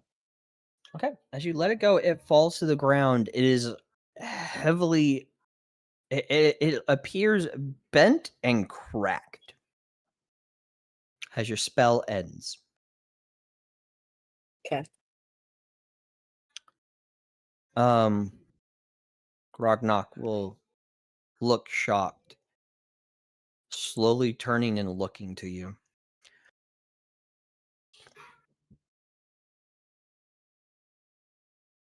As Zareth will kind of let out a low chuckle as he says, Well, well, well. How intriguing indeed. I guess that you desire to fail your little mission. How interesting. Well, my little game is done. For now. But I wonder which one of you will be my prey next. As each one of you has seen me. I need everyone, Oh no. including you, Mara, because your head's sticking out. Oh, I need everyone to make wisdom saves.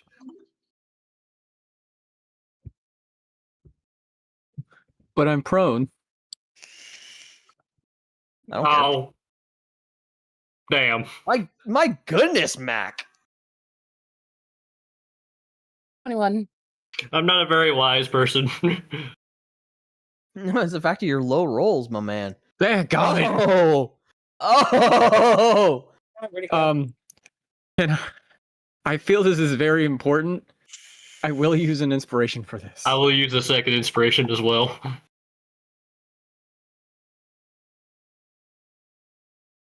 So Mac is down to 1. Hurrah is down to 2. And I'm also at 7 health. I feel like this is very important for me to have. Kalistra, Yes, sir. a wisdom save, please, in the chat. For what? For what, sir? You don't know. Wisdom save, please. Oh, Because he how said do I know so. how to defend myself if you don't tell me what I'm saving for? What? You defend yourself with a wisdom save. So wisdom saving throw, please. Are you asking if it's like a magical effect kind of thing, or if it's something you need advantage on? What's going on? Oh, no, it's not something for advantages. 21, sir. What are you rolled on? Oh, I rolled on fucking D&D Beyond. Oh, a foundry, please. Can I keep my 21? No.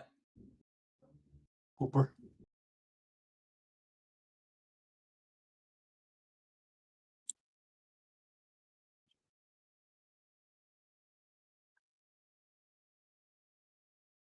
Okay. All right. For the two individuals who wish to use an inspiration, you may roll again. Wisdom save.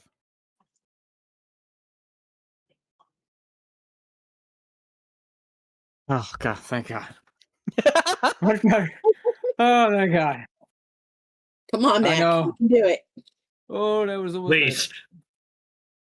Okay. better. Better. We're probably not going to fail. That probably fails. Yeah, I'm just going to take it. All right.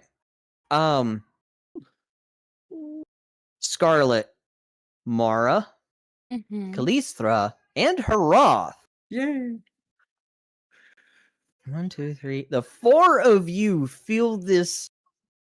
It's almost like someone is sticking a poker into your brain and slowly twisting. Oh, It great torture. feels Yeah. burning, stabbing. It's agonizing. Kalisthra, this feels familiar, like a torture you had experienced. But the four of you are able to shake it. As a reaction, DM, I would like to use the spell Swallow Magic. You chomp down on the threads of magic left in the air after triggering the triggering spell fails to affect you, swallowing the now latent magic and gaining one of the following effects of your choice. Regain Let's see. 1d4 plus your spellcasting modifier hit points, or increase your speed by 15% until the end of the next run, or once before the end of your next turn, you can roll a d4 and add the number rolled to one of your ability checks. I would like to take the hit points, please, if you will allow it. Give me one moment.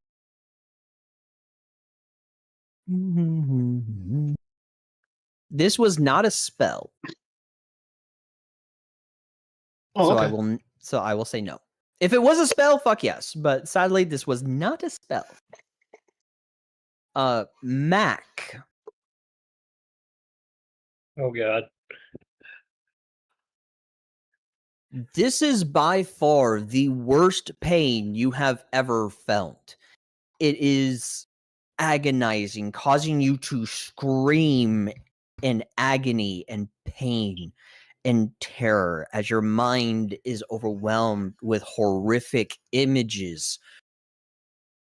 You look over to one of your allies. So Who do you look at? Who's closest to me? I would say any of your allies. Who do you look at? Oh, I'm going to look over.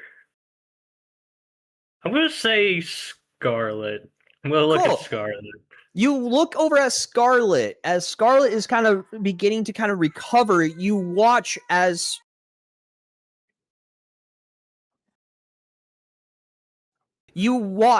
Scarlet's flesh begins to melt off of her body. Like in the most slow and grotesque way possible. You look over behind you at Mara, hearing her hiss as you see her eyes beginning to bulge and pop from her skull. You begin seeing these horrific images as if they are real. And then a massive burn begins to appear on your right palm.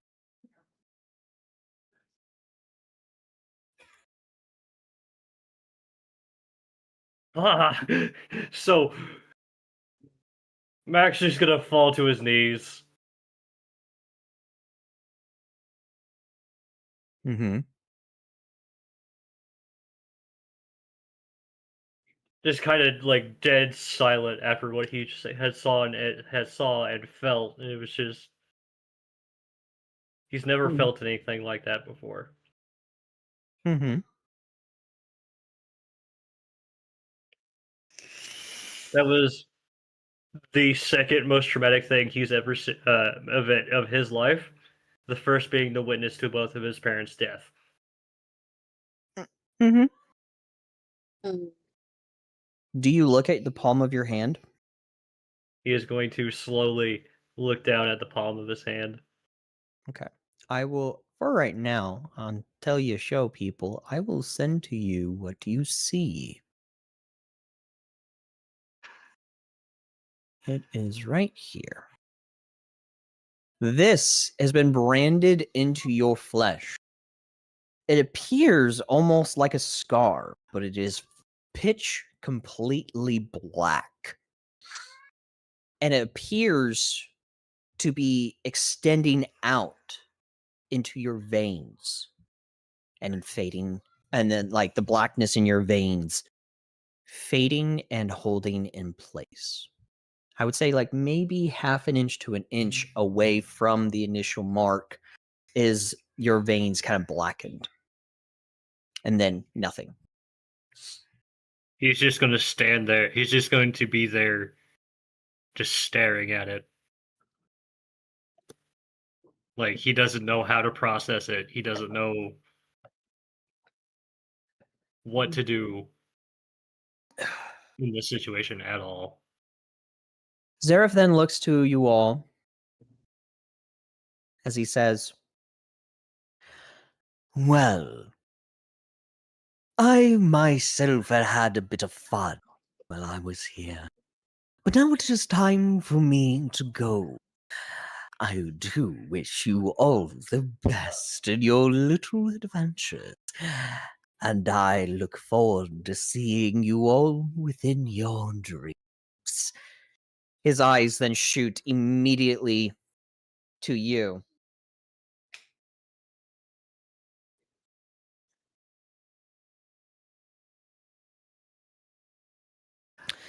He looks then to you, Mac. His grin long and malevolent as he says, "Especially you, my dear Ilrica."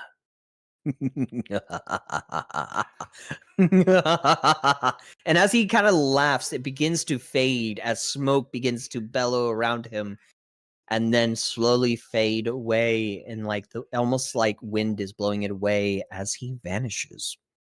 Bye, cocksucker. Once he's gone, Mac is going to pull his axe off the back of off his back. Place his hand down on a stump. He's going to cut his hand off. Scarlett's gonna cast sleep on his ass.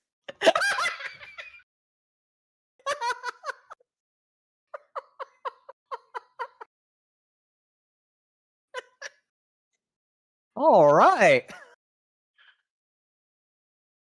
Okay. So first, cast your sleep. I'm gonna see if this succeeds or not. Cast your sleep. Sleep, sleep, sleep, sleep, sleep. I know I saw it earlier. Where'd I see it? Sleep, Sleep. Go to sleep. sleep. It's Okay. it's a first level spell in Argon. Yep. Da, da, da, da, da. Yep. And that one. Da, da, da, da, da, da, da. Sleep. Okay. Okay, I need to make a wisdom save. Yep. Oh. Make your wisdom saving throw, please. Doesn't he have to do it at a disadvantage Why? because he's already hallucinating? I would say no. The hallucinations are slowly fading away. So I would say no. Okay. So make your wisdom save, please. Another. Yep, that Yeah, I fails. fail. So I just pass out. Yeah, as soon as you're night-night. about to bring down your axe on your wrist, that you're resting your hand on the stump, you go, and you just pass out. He falls on his axe. Oops.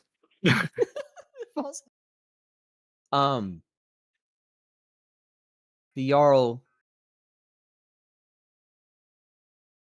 begins rushing out, but he doesn't go towards the horn. He rushes past the horn and immediately kneels next to his brother.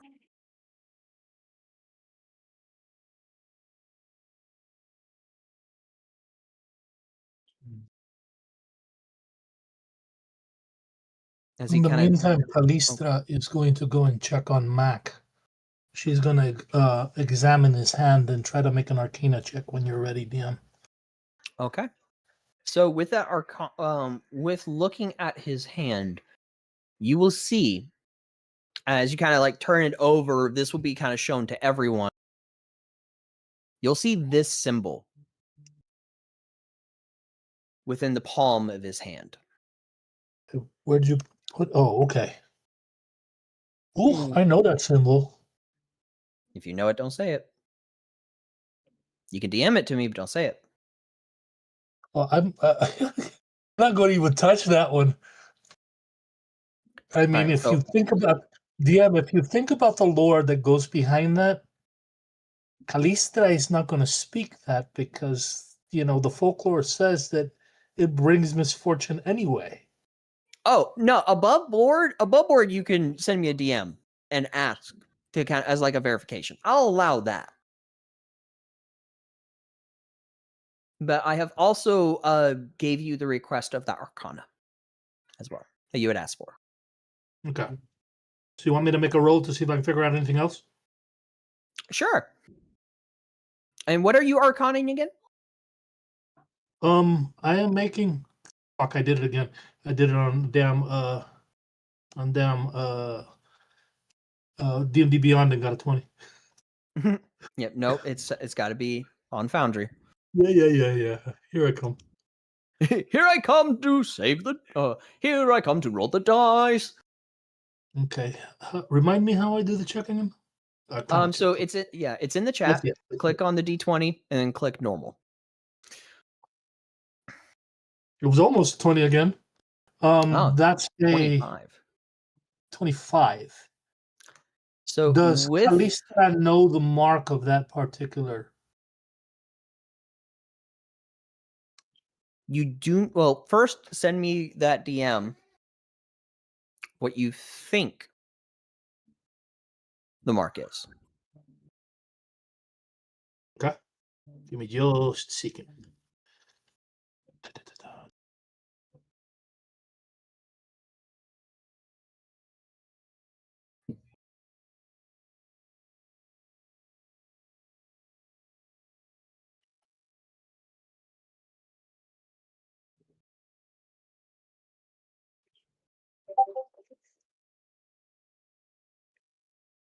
He has the nine-tailed shield within him.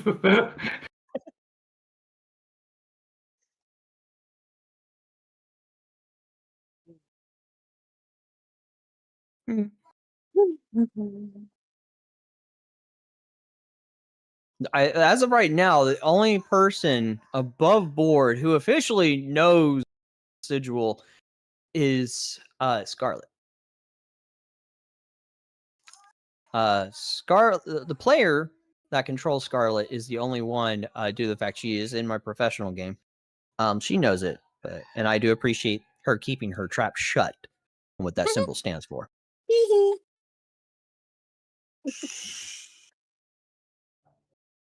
Because she knows.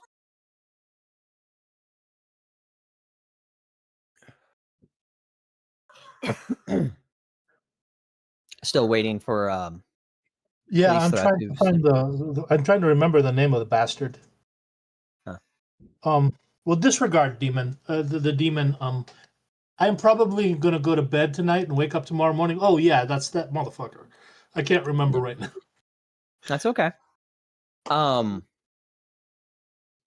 What you will get from this image, or from the sigil, you do not recognize who it belongs to. You know it is not a symbol of Zareth, nor is it a symbol originating from the void.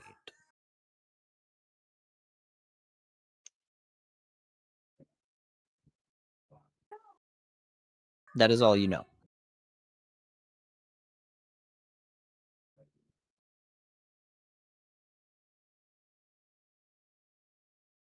As for the rest of you, you will notice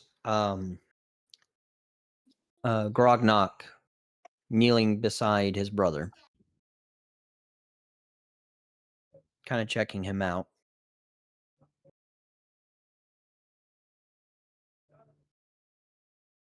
He'll kind of give a sigh and slowly stand. As he turns around, he will say, "Thankfully, my brother is, however, in a deep sleep, with a look of horror upon his face. I hope that he awakens soon."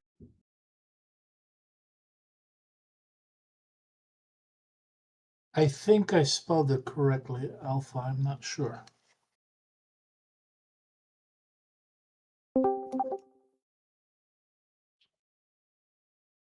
And check your DM when you get a chance.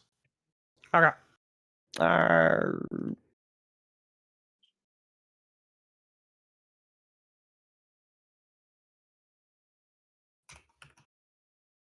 Oh, oops, I had caps lock on. I just couldn't remember his name. I don't know why I went blank on him. If any in your clan, your tribe, can cast greater restoration, it might bring him up.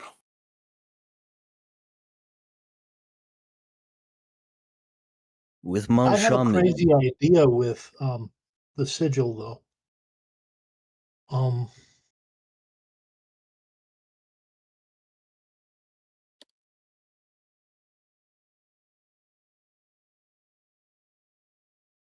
Could I use DM stab in the dark? Could I use the spell Arcane Foundry to disrupt the sigil on Mac's hand?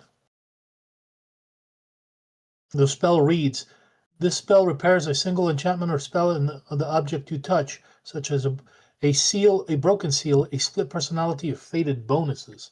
As long as the magic is no stronger than the slot used to cast a spell, you mend it, leaving no trace of the former damage. You may repair a higher level enchantment, or however, there is a 5% cumulative chance of failure for each spell level above the slot used." I will say no, because this is not a damaged seal. Okay. Scarlet is gonna walk over to the Jarl and see what the deal is with the brother. Oh, he has already stated. He is alive, but in a deep sleep. With what appears, as he appears to be suffering from nightmares.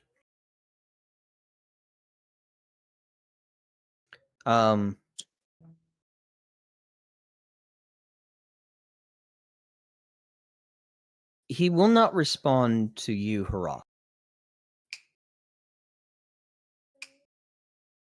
Go sit down. Go sit down. Go sit down. I'm still too wounded and exhausted to really care too much if he takes my advice. That's just a suggestion.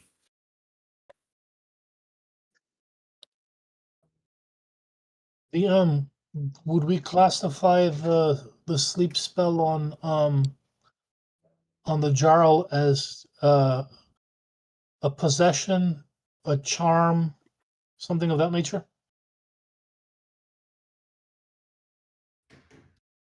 Ah.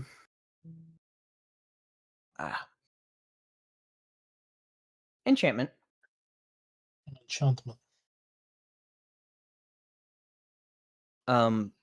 But he will not respond to you, Harath. As he makes his way over to the horn that is resting on the ground, and he slowly picks it up, looking rather angrily at Scarlet. Okay, Mac. I'm Mhm. thinking, DM, that if the draw will get a saving throw for the condition, that protection from evil might give him an advantage when he makes his next saving throw, but that would be up to you. Nope. Mm. Scarlett's gonna look back at the Jarl that's glaring at her. I see you still don't understand why I did this. I would prefer an elaboration. And a quick one, that. Gladly. You both were fixing to go to war over this thing. He is your kin. He is your family. Probably the only thing you will probably have left. I don't know exactly what it is going on. All you wanted was an answer of where the horn was. He wanted the same and to clear his name. His name's been cleared. You know where it was. But to feud, just cause a war over such a thing, after seeing your reaction to your brother's current state? He will raise a hand to you to stop you mid-sentence. As he says, The words you speak are true. My brother wanted to possess the horn and the rightful seat of the Alpha tribe. My father chose me. My brother acted out of jealousy. he kind of pauses for a moment as he says, I have never stopped loving my brother. I had only hoped and wished for not only him but his family to come to their senses and to let go of such foolish jealousy and return home. and he kind of removes his eyes from you and kind of looks back down at the horn as he kind of grips it in two hands.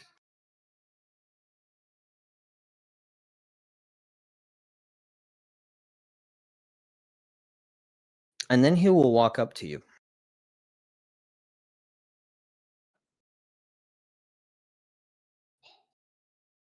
And he will offer the horn to you. And he will say, I will not allow for this horn to stain the name of our family lineage any longer. You all have done what you can, and for that I am grateful. And perhaps in some semblance, the events that transpired here today happened for the best. Events that needed to happen.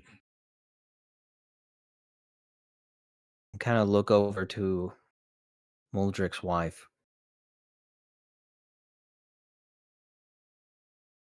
who has also finally gotten off the ground and made her way over to her husband. As he says, I shall take my brother back to my tribe.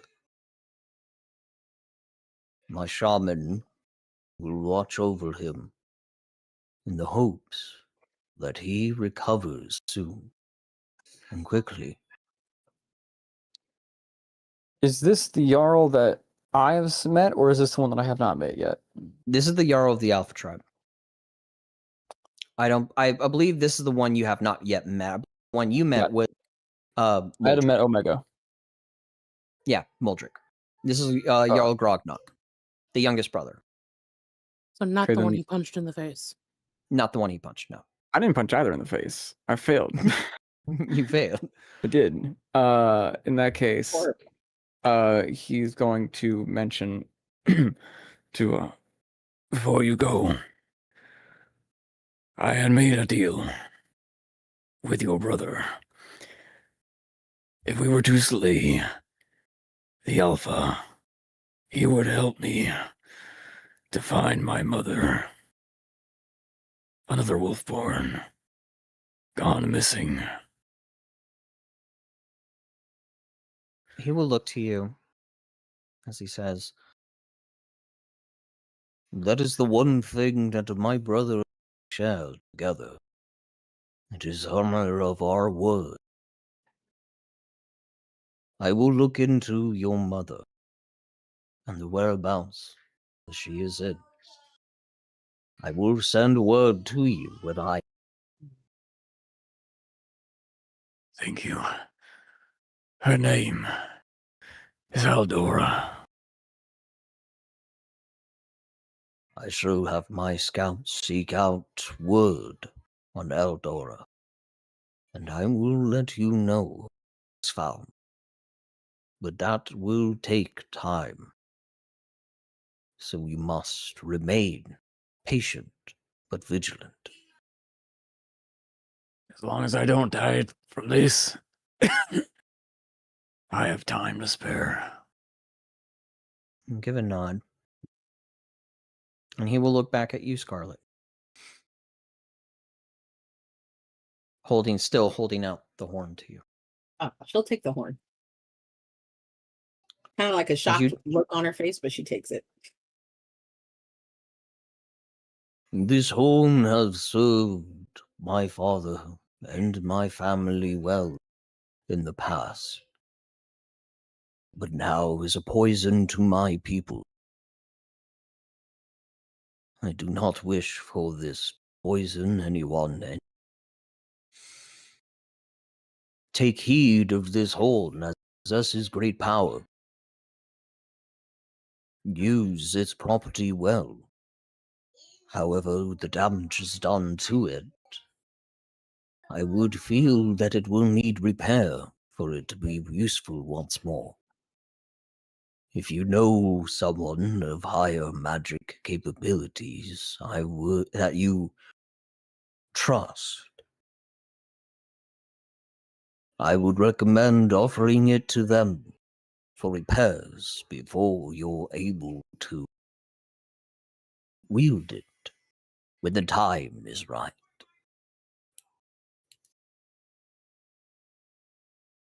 For now, make your way back to your guild with answers of your mission. I am certain that your headmaster will be eager to hear of the results of your mission. I shall take my brother and what remains of my people back to the tribe. As for the dead, I shall send people out to give them a proper burial.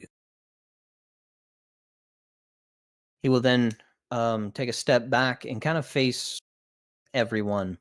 He'll slam his fist against his chest, and he will bow down a warrior's bow. As he and the other wolfborns gather everyone they can, and they begin making their trek back to the tribe of Alpha. Deanne, will the Jarl's wife allow me to take a look at her husband? No. I probably can't do anything for the spell he's under, but at least we can heal his wounds that he took from the necrotic explosion. No. She is actually the one carrying him herself, and will refuse any assistance from anyone. She We'll is respect the wishes, she is turned to a very protective wife. Mm-hmm. Richter, however, will look to you all as or no, he will look to Grognak as Grognak whispers to him and then fully turns and completely walks away. Richter will look to you all, and I will not do Richter, as I am very much incapable of doing a voice as good as WolfBane had done for Richter.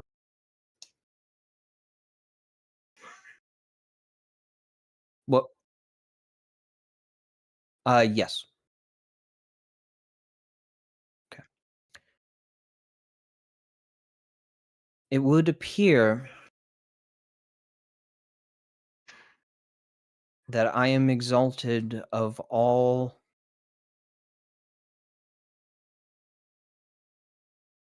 crimes. That I am free entirely.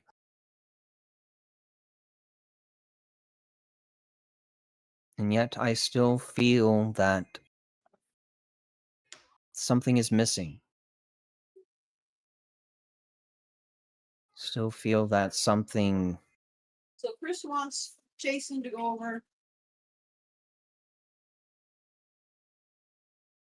Oh, that sucks. I can't look at his character sheet on D&D Beyond. Well, sucks.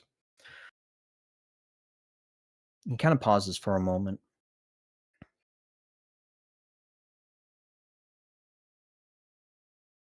And then kind of looks back up at you all as he says, I have not had much time with either one of you, but the time that I had been in definitely been strange. It's definitely been interesting.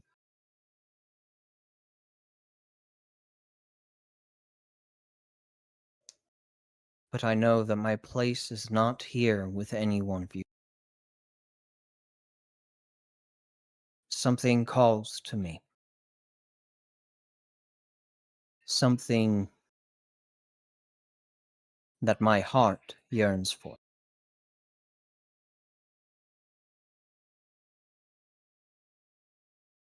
So I must take my leave from you all.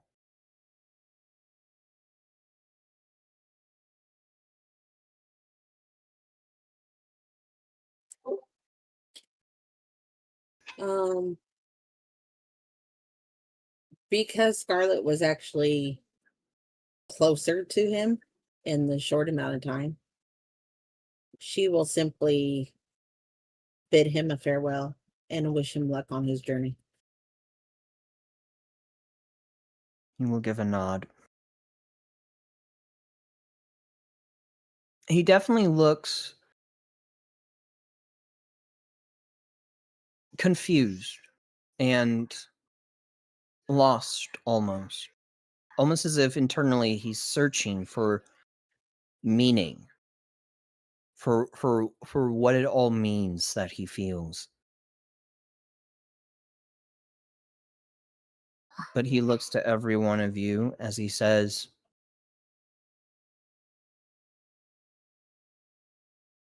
do not stray from the journey that you are on.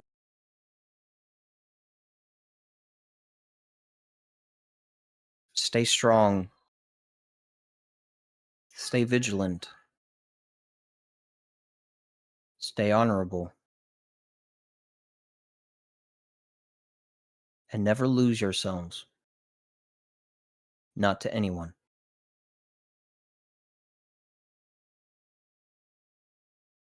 And one more thing before I go. And he'll point to Scarlet as he says, listen to her a lot more often. She has some smarts.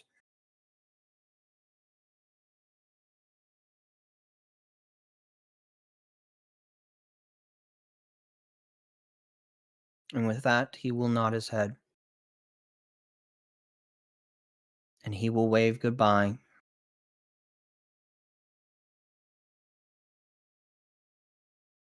And with a glow of his crimson eyes, he will turn.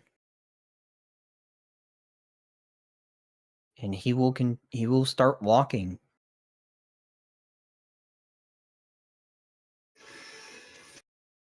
And a gust of wind begins to blow, picking up snow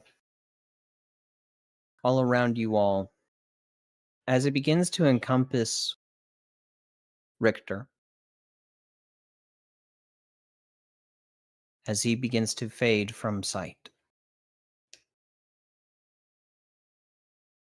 until he vanishes completely.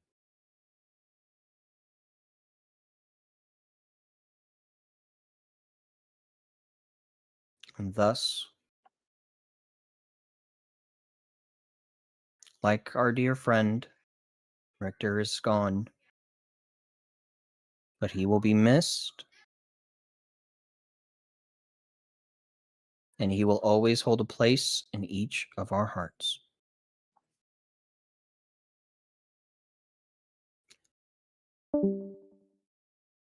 And with that, oh, we lost a player. Connection issues. Hopefully he'll come back. Ah, he has returned. Apologies. Totally fine. All right. Yeah. Apologies. What was that?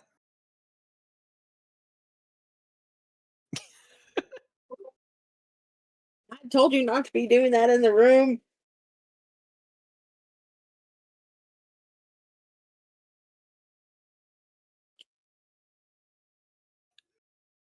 So with that, I will ask, if do anyone need a 5-minute break?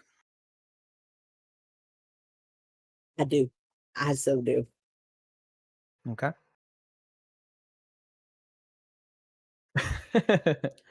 All right, so we will go ahead and take a 5-minute break. For the folks at home, as well as the players, we will be returning at 9:50 or 10 minutes before the hour, and we will continue with the journey back to the adventure and the completion of the quest. Upon arriving in Thriss, it is currently nighttime on the second day.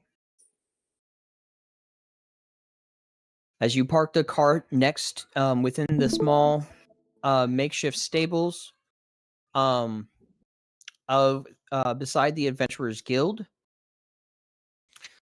you all will exit Harath.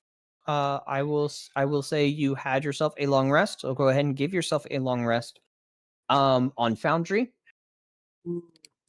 For the rest of you, go ahead and give yourselves long rests as well. How do you do that on Other Foundry? achievements. On Foundry, if you select your token, Right. and your Argon will pop up, you will see beside your I see image the bed. long rest. Yeah, I see the little bed icon. Yep.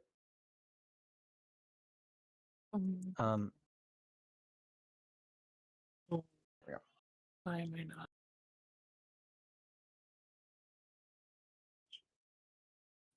So do you see it, Mara? Did you select you selected your token, right?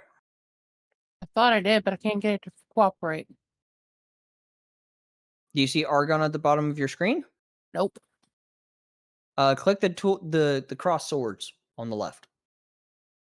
Okay. Oh, the bed. Yep. Mhm. Click on the bed. Okay. Give yourself a long rest. All right. So as you guys exit out of the wagon, give me a moment as my daughter has gone potty and is wipey. Give me a moment. I apologize.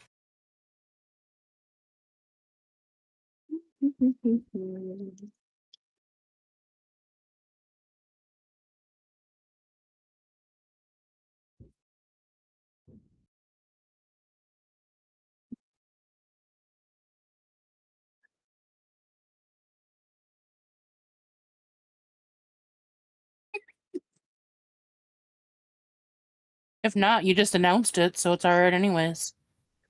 Oh.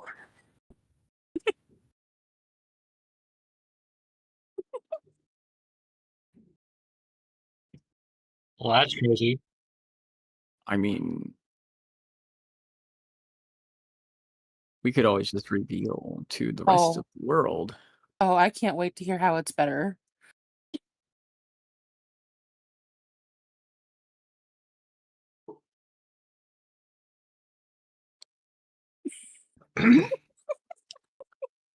Oh, so Yeah, now we it's sound like yeah. schizophrenics.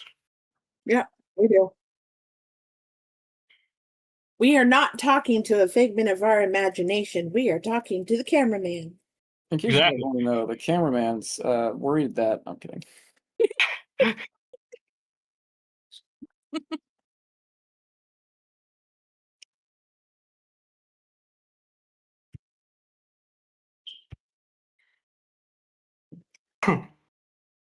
The cameraman says you can find his profile on Tinder.com.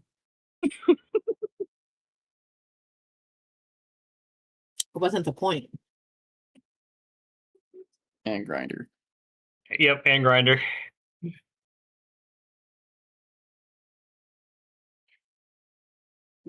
Well, that sounds like an issue.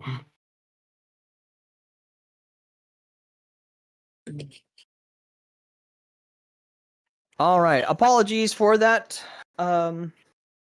everyone, as I had to be a father for a moment and take care of my daughter. So, as you guys enter into the Adventurers Guild, something catches your eye. Or you all realize something. Mac is going to wrap the mark in bandages so it's hidden. Okay. The Adventurers Guild is deathly quiet.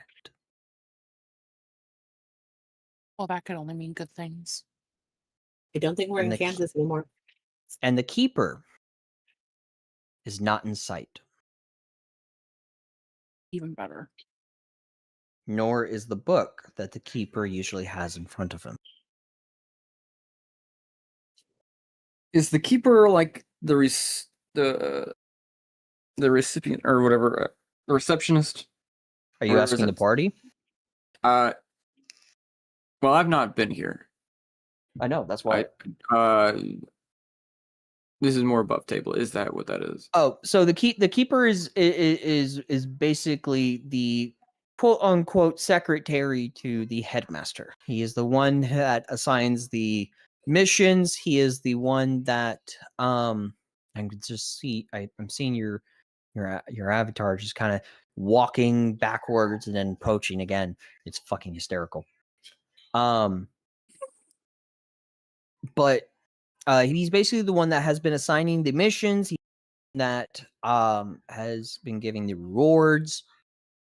He's been mainly the voice of the headmaster. Out of curiosity, when retrieving this mission, was the headmaster the one that gave it to you guys, or was it the keeper? The I keeper. think it was the headmaster. I remember the It keeper. was the orc. I remember listening in on it. That would be the headmaster.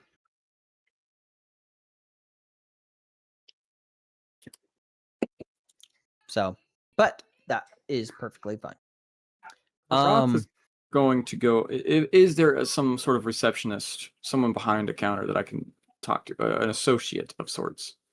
Nope. Oh, okay. There's no one there. As you guys walk further into the room, the door closes immediately behind you. Perfect. Yep. Unsheathing sword.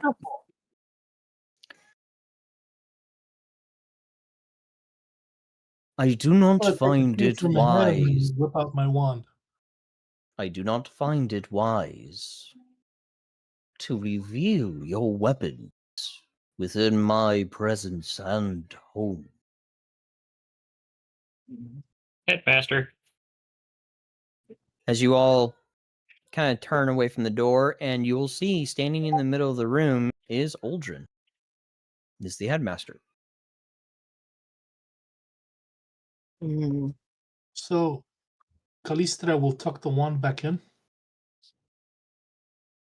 She hasn't met him, so she is just gonna follow the cues of the other players at this point. I will She drew her Harath wand because old boy drew the sword. will cautiously sheath his great sword, keeping the hand kind of relatively close or on. He's still on guard, not knowing who this is as well.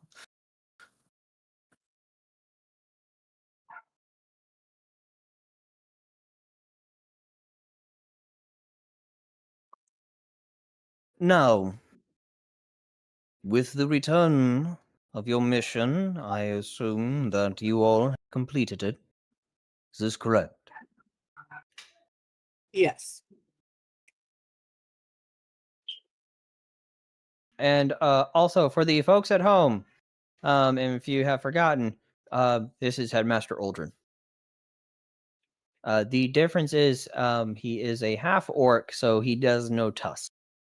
This is just the best image I could find with that properly fits him.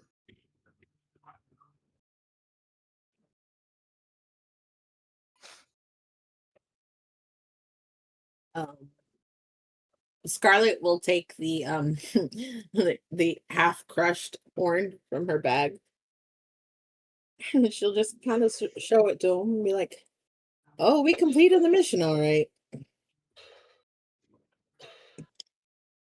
And I see you have returned with damaged property.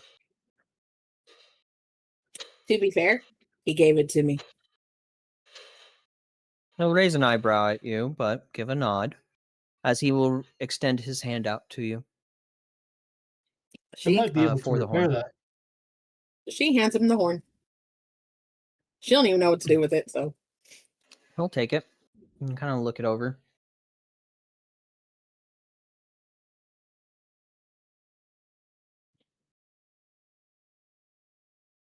So the conflict has been taken care of. yes. The Jarl of the Alpha tribe has taken his brother home after some injuries from meeting an unsavory person. I see. Well, I am certain that his brother will come to in relatively good time. And I have a feeling that things will turn out well for the best. In the meantime, and he will kind of turn and he'll walk over to the long elongated table. I call it a bar table because I don't know what else to call it. And he'll place the horn on it, and he will kind of motion his hand over it as the horn vanishes.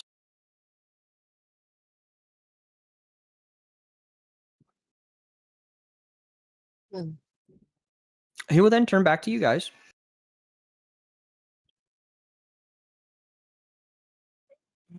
Roth will ask, would you be able to send a message to Fairburn, to the Carvers Guild there? Let them know that my task is complete.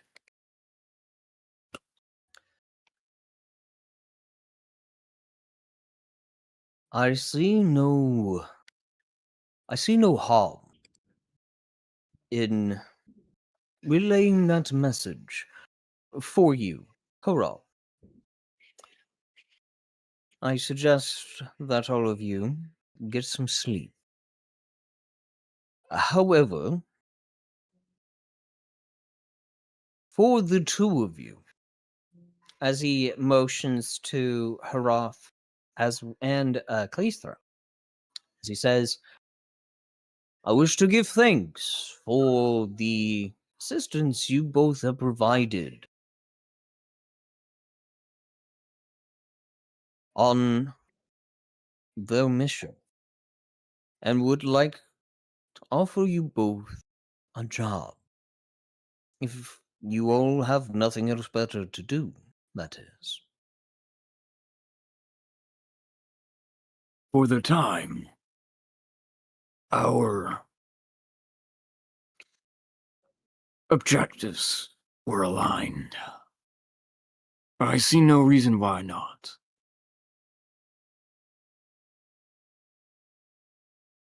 he'll give a nod, and then he will look to you, Cleisthra. And he will say, What of you, Calistra? Would you be willing to accept a job that I have to offer? Let me hear what your job entails before I agree to it. Above board. Not even questioning the fact that he knew your name. I was wondering the same thing. I was thinking, should I make some sort of like insight That's roll exactly or why some she sort of wants to thing? hear what he wants before she agrees to it. Because I didn't say my name. And knowing no, yeah. yours. He stated your name, Haroth. Oh, I know. I'm saying I didn't say my name. Oh, I know. Yeah. Yeah, that's what I'm thinking. I was like, should I make some sort of, I don't know if insight would be the wrong name maker. How does he know our names? Do you Kinda wish to stares. ask? Or make an insight? I'll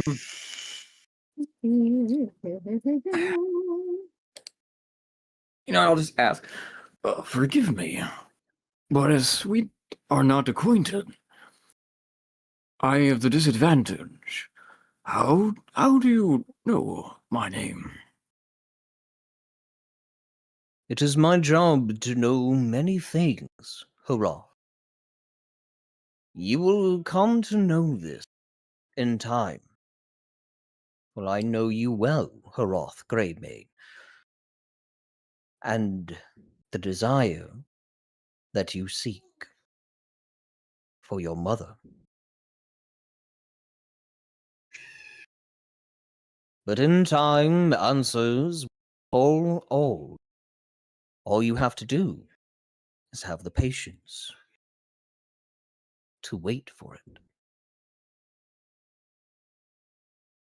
Now, to answer your question is very simple, Calistra. He will then motion his hand behind the counter as another chest.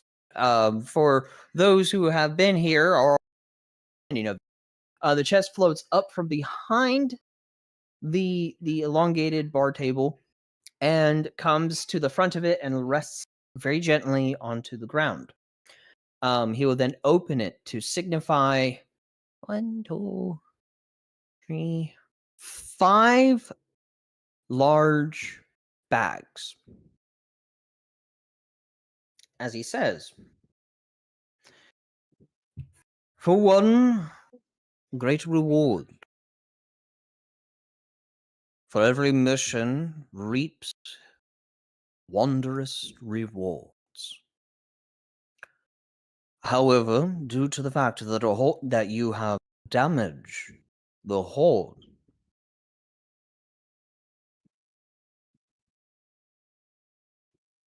and yet completed your mission, whether complications were there or not, I will need to deduct the money that you all would receive for completing this mission. Instead of 10,000 gold pieces each, you all will receive 5,000 gold pieces each. It's just a stupid horn. He will look to you, Scarlet, as he says, "Do not mistake the worth of something just by the looks of it, but instead measure the worth of something by what it can do." I don't know if I can accept, for I am not registered with your guild. That is my point, Hurrah. If you wish to join my guild, then payment for completing the mission will be yours. Rest assured, this will not or interfere with your own Carver guild. As a matter of fact, I have already written out a parchment ready to send upon your.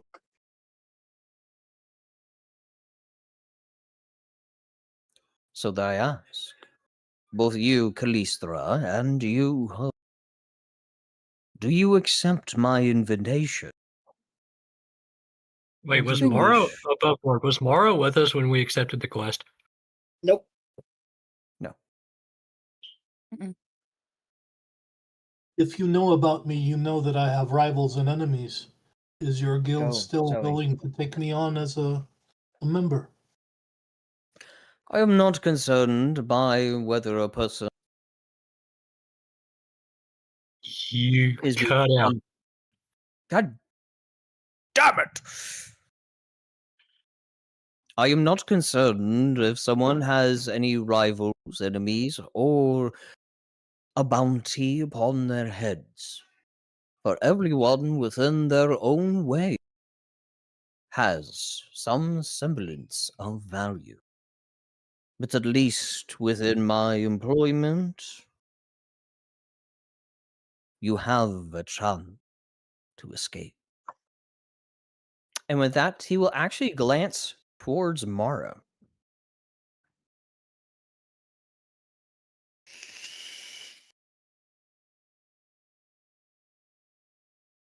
And is that his way of asking if Mara is wanting employment as well? Yes. Mm. This was also my mistake. He would have included you, but I have forgotten that you were there for the initial signing. So that's an on me mistake. That's a DM mistake. So you will be in. This is my way of also including you in this. I can just see it now. Mara's sitting there like, I don't know. These people have been in trouble since I met them. Right? I mean, she's not wrong. Um, I don't know. How often do they go out on quests as the one you sent them out on this time? Because it was quite the nightmare, this last one. Bear in mind, this party has been together for 2 missions now. Hopefully, they have so far straightened up. But metal cannot be forged properly without a few cracks in the process. A few?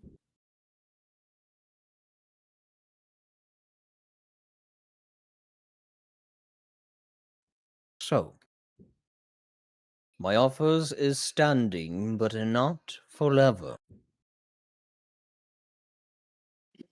Am I allowed to leave at any time I feel like if I am not happy with them?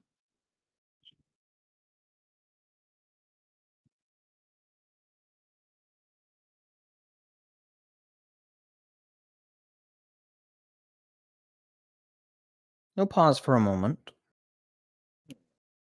as he says, "If one wishes to leave my employment, all they must do is approach and ask. But I wonder,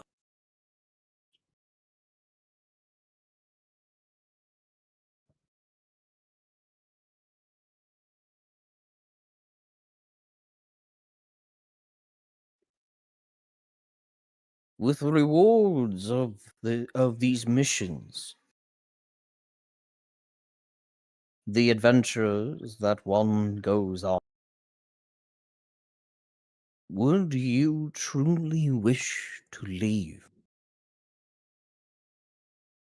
The money has Or never do been. you, or are you brave enough to truly tackle the unknown?"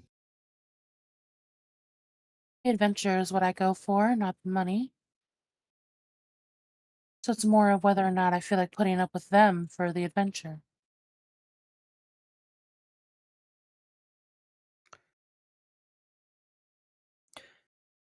Then I suggest that you yourself, Mara, think long and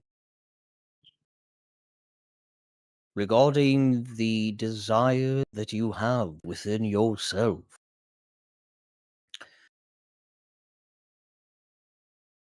And perhaps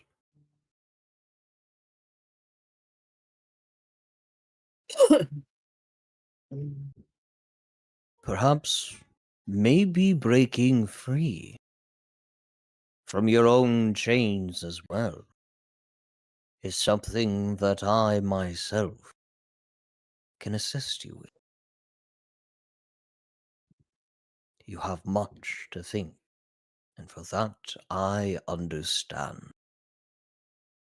But as I said, my offer does not last very long. Understood.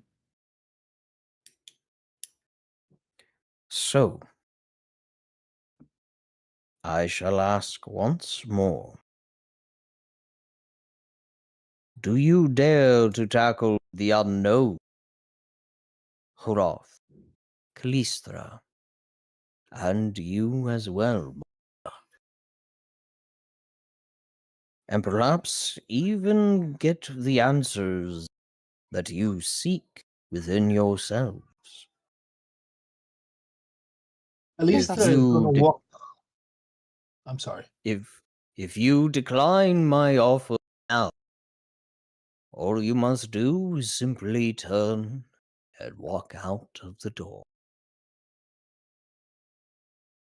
Alistra is gonna walk over closer to the half orc and carefully whisper something to him. I'm DMing you the question now. Okay. Roth will go and say, "The Adventurers Guild will provide more opportunities that I would not have otherwise. Resources that I could not use. I will accept your offer." Above board, it sounds like fucking Snake from Metal Gear. So no. Is it Metal Gear Solid? Yeah, yeah, Metal Gear Solid. Yeah, 'cause I Um, voiced the he will respond to you in this, and then he will give you a nod, Harath, and I shall continue. Give me a moment.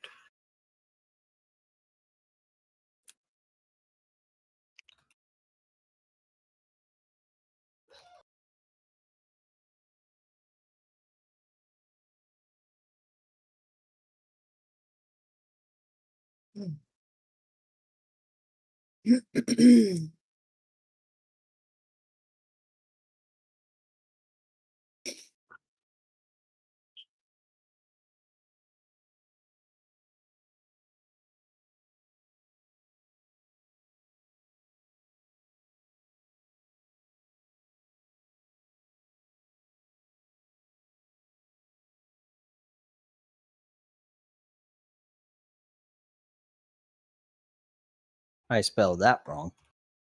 There we go.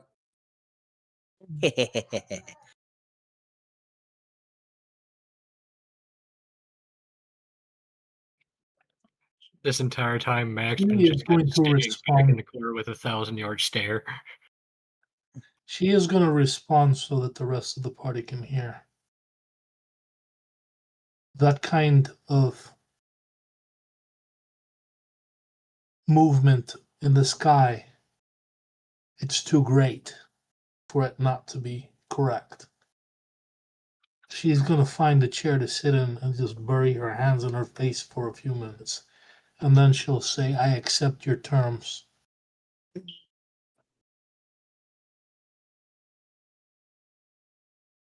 He'll give a nod to you both. As he will open his hand, and with a flash of light purple appears within his hand, will be an opened book, as well as a bottle of ink with a quill resting in it, hovering beside the book. As he simply states, "All you must do is sign within the book, and your employment and reward for this mission shall begin."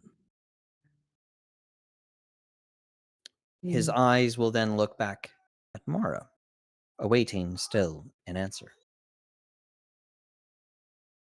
Amara will just kind of give him a bit of a smile, and she'll just kind of nod, and she'll join. Okay. So, Harath, do you wish to do the signing first, since you agreed to it first? Yes, I will go up and I will sign. All right. So, as you take the quill, you sign your name within the book. The ink will bleed into the page and vanish, as it does appear to the three of you that this book is empty. The pages are empty. He will give a nod as he will motion for Kalisthra to sign as well. She is sitting in the chair, makes a gesture and speaks a single word, using prestidigitation to make her wizard's mark on the page. He will simply state, because as you do that, the mark upon the page kind of fizzles and floats off of the page as he says, "Magic will not do in the signing, for one must use what is given to them to mark their to apply their mark and begin anew." If it isn't fairly obvious, he is very cryptic in his words, and I Yeah, but love it. he's given me a little detail that I suspect might be closer to the truth than he's trying to lit up. Yeah, I mean, if You you're don't able to see sign through the internal crypticness, then contracts great. with wizard mark. You don't sign magically binding contracts with a wizard mark. Nope. As he motions towards the quill and ink. She'll get up and dip the quill in the ink and then wait for him to lower the book to her size so she can sign. Okay. As you go ahead and you sign the book, like before, your name bleeds into the page and vanishes. He will then motion to Mara. Mara will sign the book as well. Okay. And just kind As of keeping her eyes on him the whole time. okay, as you sign, his face is very calm, almost emotionless. And yet there's a gentleness about his face. But as with others, your name fades into the page and vanishes. The quill and bottle of ink will fizzle away and vanish. The book will then close and vanish once more. As he says, I welcome the three of you within my guild and the group that I have gathered here today. And now it is time to introduce you all to your two new members of the group.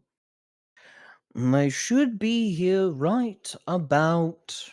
And at that point in time, you will hear knocking on the door of the Adventurers Guild, as he then states, now. He will motion his hand to the door as it slowly begins to open. And in steps in two new individuals. Even my daughter is celebrating. Yay!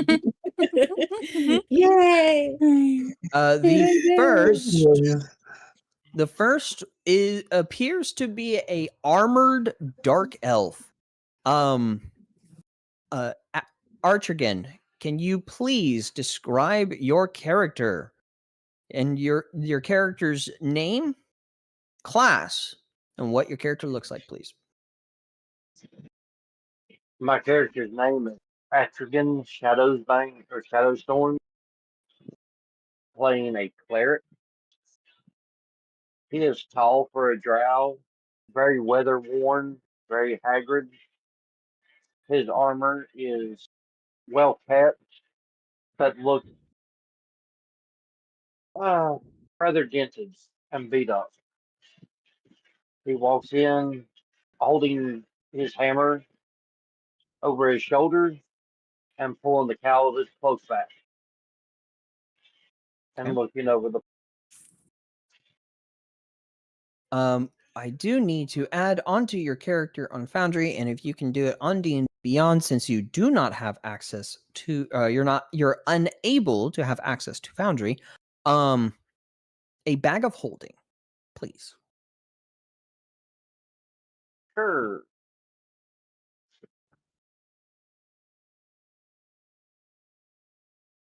On here, I have to move to your inventory here.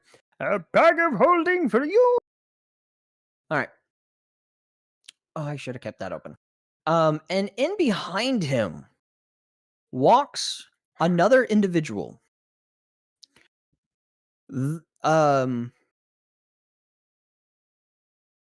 I will state Unit F.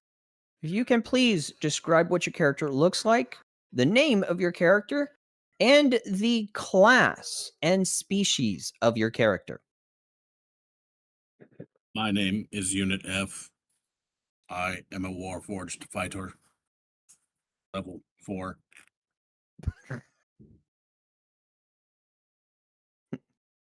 Level I am 4. 7 foot tall. Male. Sapphire blue skinned, midnight hair, black. Warforged. My senpai, Tan, crafted me. You're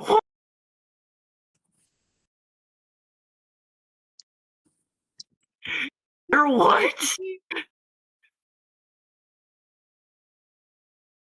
My senpai, Chan. Roth will go to both, kind of extend a hand to them both.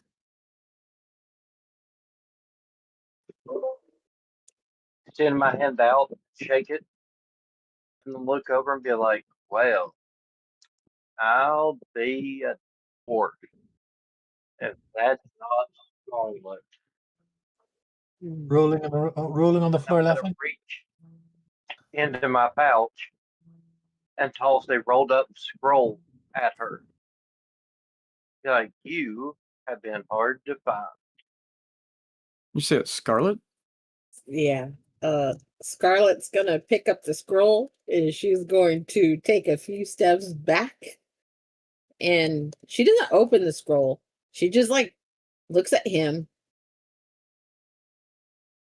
How did you find me?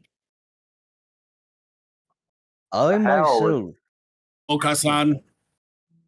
Okasan. Mother. I myself may have had a bit of a hand, as the two of them have been searching long and hard for you. So I had delivered a bit of whispers, instructing for them to make their way to the Adventurers Guild, as I promised them that I would be willing to aid them and assist them in finding you, and instructed for them to go ahead and enter into my guild as well, which they have freely done on their own volition. And I do believe, as he looks towards to you, Archigan, I do believe I have held my end of that deal, correct? I believe, sir, that you have.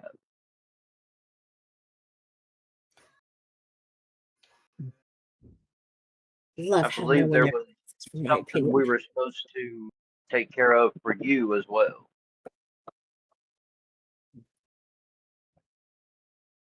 Remind me again what that was, because I don't remember. You said something about a contract. Mm. Oh yeah, that was you guys signing up for the Adventurers Guild. Hence why you have your bags of holding. And you guys will also have a total of 5,000 gold pieces as well.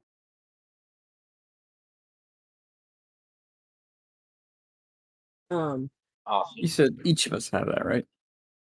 Yes, each of you for the reward of this mission will acquire 5,000 gold pieces. So you can input those within your character sheets. Them credit card debt collectors will be dedicated. Damn it. Widget thought she was getting subpoenaed. oh, Wants to take Unit F apart and figure out how it works. Oh my gosh. Sorry, everyone. Good children of fate. I am reading through Discord. These knuckleheads are crazy. I'll tell you what. so Scarlett's I gonna did not open mean it. to- Scarlett's gonna open the scroll that he tossed at her. And she's gonna take a really good look at it. And she's just going to rip it up into pieces. Be like, this is why you came. This is why you wanted to find me. She takes the reward that she got from this mission and she is going to toss it at the Dro's feet.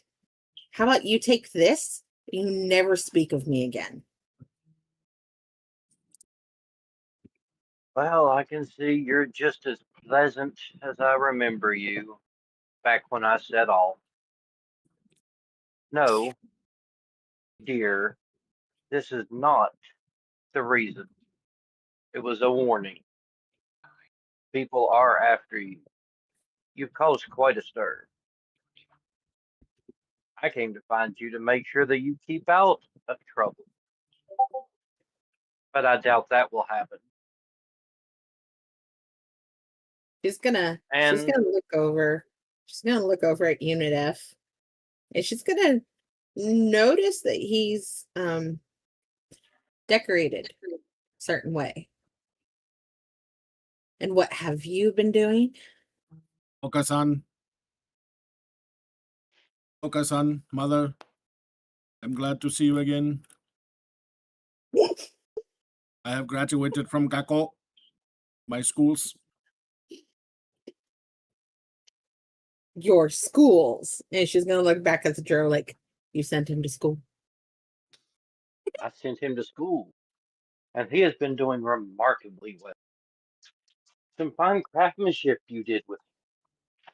But I tinkered around and made a few, well, improvements. I see. She just kind of takes a deep breath, keeping her distance. So, stuck with you, am I? Uh-huh. Great. Just great. She's going to kind of sort of glare at the headmaster. Next time, you might want to ask an opinion before you do something. Wasn't kind of his think- opinion. He'll kind of think for a moment as he says, "The winds move in multitudes of directions. All one must do is hold tight and never escape it." Do I even have it on here? I do. But yeah, she's gonna look back down at the paper that she had just torn up. And she just turns around and just tries to find a table within the dark that she can just kind of sink herself into. You see, I've been hunting the things that have been hunting you. You make a lot of noise. She just kind of gestures to the party and is like, "Gee, I wonder why." A fine lot that you surrounded yourself with. Look, as you know very well, you don't always get to choose who you work with. Sometimes. We worked good together. She's just gonna roll her eyes at him.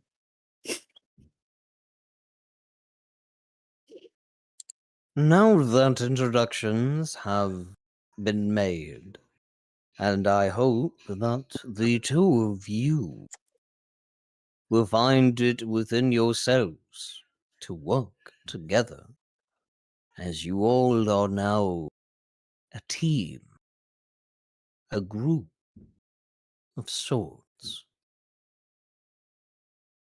Make your way over to the Prancing Pony.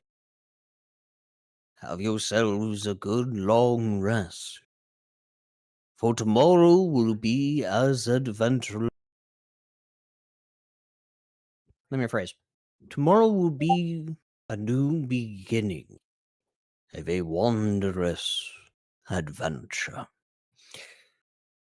For I have much plans for all of you. Fare thee well, and good night. And he will bow his head, motion for you all towards the door that is still opened because a certain robot didn't close it. And he will turn, make his way to the back door, open it, step inside. Master, before you go, I have something to show you in private. He'll take one step inside and stop as he slowly turns, and he will look to you as he says, "One marked so great, a heavy weight rests upon your shoulders. Do not fear. Do not wane. Be as strong as your steel, and your mind will grow stronger with it." And with that, he will walk into the room, close the door, and leave you all alone to make your way to the Prancing Pony. On your way to the Prancing Pony, you will walk in to find the ogre cook, as he is standing at the bar table, slowly cleaning a glass. He'll look to you and he'll give a very exaggerated wave. As you all make your way up the stairs into your respective rooms, for those who have yet to sleep here, the keys will be provided for your own rooms. You all will lay within your beds, slowly drift to a deep, deep sleep. Mac tries As not to. Failing miserably. Well, Harath recently. Now, was the long rest that Harath took, was that like a recent thing, or was that like over? That was the night before. Oh, okay. We're good. Yeah. So, as you all sleep and dream, it seems calm, relaxed, except for one of you. Black spot. And that is where we are going to end tonight's session. Mm. For those listening at home, I hope that you all enjoyed tonight's session. Went a little bit longer than intended, but I wanted to finally be able to introduce the two new players that have been waiting, well, one of which been waiting a lot longer, to join in today's game. So, as well as wanting to make sure that Richter got the proper farewell that he deserved. I hope you all enjoyed listening in today's session, and I hope that you all... Give me a moment, Zoe. Go. And I hope that you all are as excited as I am for us to finally return to our normal schedule. As within 2 weeks' time, we will pick back up on tonight's session, and we will continue to see what is in store for our players and what potential horrors they may experience. Fare thee well, and may you always look to fate and put your trust in it. Fare thee well, and good night. Good night, everybody. No, All right.